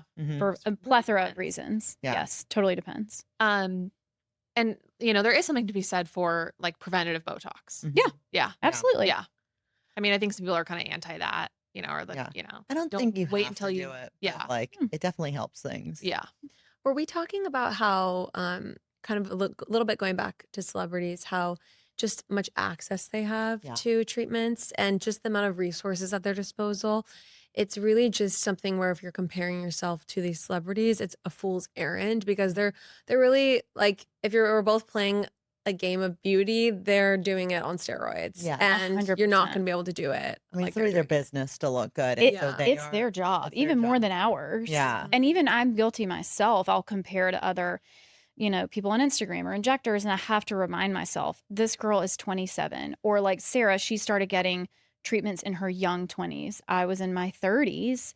And that's a whole decade, that I have of sun exposure and tanning bed. And Like you'll never look this good. I'll never get there. So it's just not even fair to you. So I mean, I try really hard and I say no a lot. I mean, I tell people like, no, you just need, one thing I ask, what bothers you?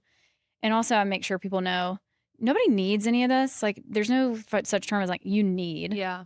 Yeah, and I never Nobody want people needs to it. feel like they need a GLP-1 or need Botox but like these are options for you Yeah, if it is absolutely. something that bothers you. Does it and- bother you? Yeah, and I think also it's an aesthetic of a light amount of these interventions. There's an aesthetic of the full amount. Some people, they literally want the full amount because they think it's a flex. They think it looks like they can afford it. It's almost like a guess. Is that what they culture. think? 100%. Ugh. Yeah, there absolutely is that. I also think like, do you guys watch Beverly Hills? Mhm. I feel like, Watch Real Housewives of Beverly Hills. yeah, Yes. excuse me. Duh. Housewives of Beverly Hills. What else could Beverly Hills refer to? Yes. I forgot it's a city at this point. But anyway, I feel like Sutton has because she's talked about really not getting any Mhm. treatments. She barely got Botox at like in her 50s. I think she looks so beautiful and just has a different literally look than the other women, even though the other women have had interventions. They've discussed, all of their or many of their tweaks they've had done.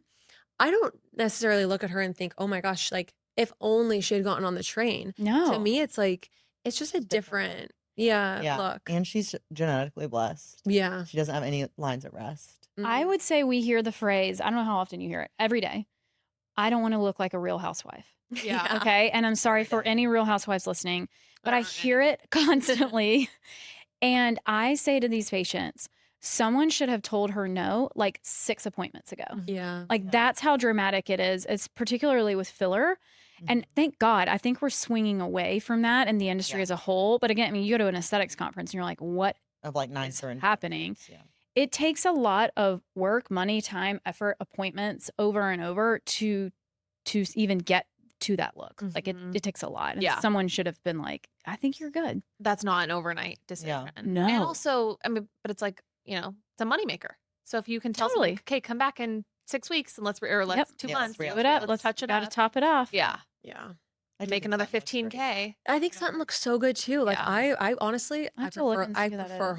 her look. Mhm. And I Yeah. kind of as I'm getting older, I'm like I really hope I have the willpower to just look older Yeah. someday Yeah. because I do think it's a pretty look. I Yeah, feel I like agree. Sutton has to be on her SPF game because she looks like the sun hasn't touched her face. Yeah. Like she Looks very like natural. it looks very natural, but also you can just kind of tell.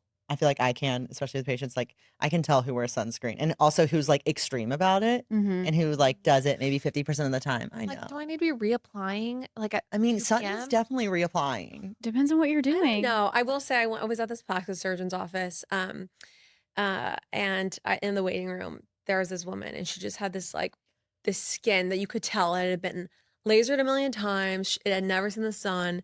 It was kind of a weird look. It's waxy. Oh, yeah. It's too much. Too It's much. weird. You I look agree. obsessed in not a hot way. Like I really think I love a little bit of like a Gwyneth Paltrow kind of aging a little bit more naturally.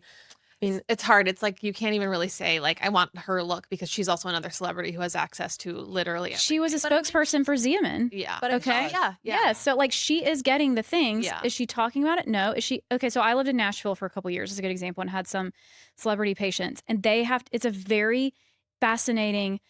And singers too. Like they have to be able to move in certain ways and at certain times. They'd be like, "Hey, I'm filming this Mm-hmm. Oh, this yeah, it's great. timeline, so I can and cannot do this on this timeline." Yeah. And it's a different like when you see someone with a lot of movement. Except for Nicole. I know Nicole, bless it. She was not my patient.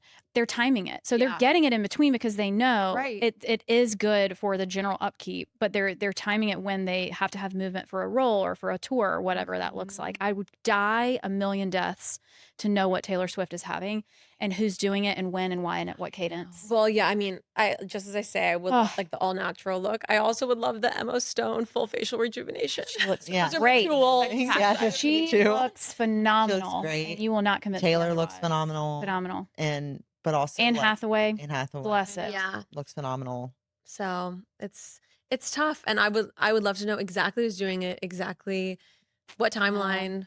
I don't know. Yeah. I need like And receipts, call me. screenshots, timelines. It's like everything. Yeah. I need it all because yeah, they do look great, but also we're seeing their Instagram, we're seeing their like face app retouched photos Yes. that are just slightly, True. you know. Yeah. True, but Retouch. there's some things you just can't retouch. Yes. And some of it's just genetics. That's also Yeah, and I won't say who, but some of the people one person in particular, I think, can look a little crazy at this point. I mean, plenty of people look crazy, yeah. and I also too like in person. You'll see a lot of influencers and skin people in person. I'm like, oh, okay, your skin does look more normal. So it's just a weird time, like, Right. mentally for everyone. Yes. I don't know. It's tough. Yeah. Yeah. No, I literally zoomed in on a video of Kendall Jenner from the Oscars red carpet. And I was like, it was like just very validating for me. I'm like, okay, I see Texture. pores, I see Totally. texture. Yes. There's texture on her skin. Yep. Like I have texture every day. She's the best makeup artist. Yeah, in the she has game. like access Top to everything, tier. and there's still texture. Yep. Yeah. Yeah, Texture's normal and good. texture is normal. Yeah. Texture's normal, but I don't want any. Yeah, but I want mine Pores to are be on my normal. skin. How can I get rid of that? I Yeah. have too much. Okay, you guys, Sarah, Claire, thank you so much for coming on. You truly so are a wealth of fun. knowledge. Having us. Okay, so for anyone who also doesn't want texture or pigment or acne or any of your ailments, anything that you would like treated, where can people find help? So any of our social media is the Skin Clique. So Instagram, our website, skinclique.com.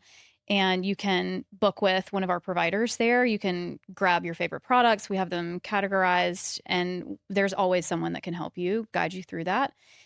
And we're going to do 10% off for anybody who comes from Popapologist for skincare.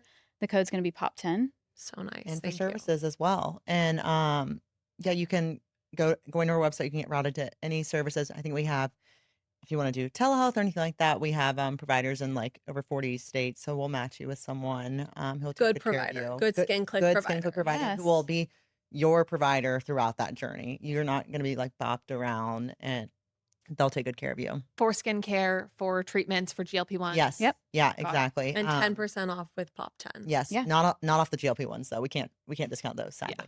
But everything else, services and skincare, and yeah. Amazing. And where can they find both of you? Yeah, you can find us on Instagram. I'm Sarah Bullock _NP. And I'm Claire O'Brien, NP. Thank you both so much for coming on. Thanks for having us. Thanks for having us. Of course. Bye, guys. Bye. Okay, everyone, I hope you loved that episode. And to get 10% off everything from the Skin Clique, you can go to skinclique.com/pop and use code POP10. Thanks for listening. Pluto TV has thousands of free movies and TV shows. We're coming at you with everything we got. This is the mindset. Free. This is the mantra. Free. This is the mindset. With movies like Pineapple Express, the entire Star Trek film franchise, and Gladiator, and TV shows like Survivor, SpongeBob SquarePants, The Fairly Odd Parents, and Ghosts. Pluto TV is always free. Pluto TV. Stream now, pay never. Hey, quick question. Why do you keep thinking you can change that man? I mean, you are not his mother. Let someone else change that poopy diaper and focus on yourself. Hi everyone, I'm Violet Benson, your Russian Vic sister and almost adulting Violet Benson. I give you that tough love, dating advice, and reality checks that you didn't ask for, but you absolutely need. We talk relationships, confidence, mental health, boundaries, and how to finally stop settling for crumbs. You deserve better, babe, and it starts with me. So new episodes every Thursday. Come hang out with me. Follow, rate, and review Almost Adulting wherever you get your podcasts.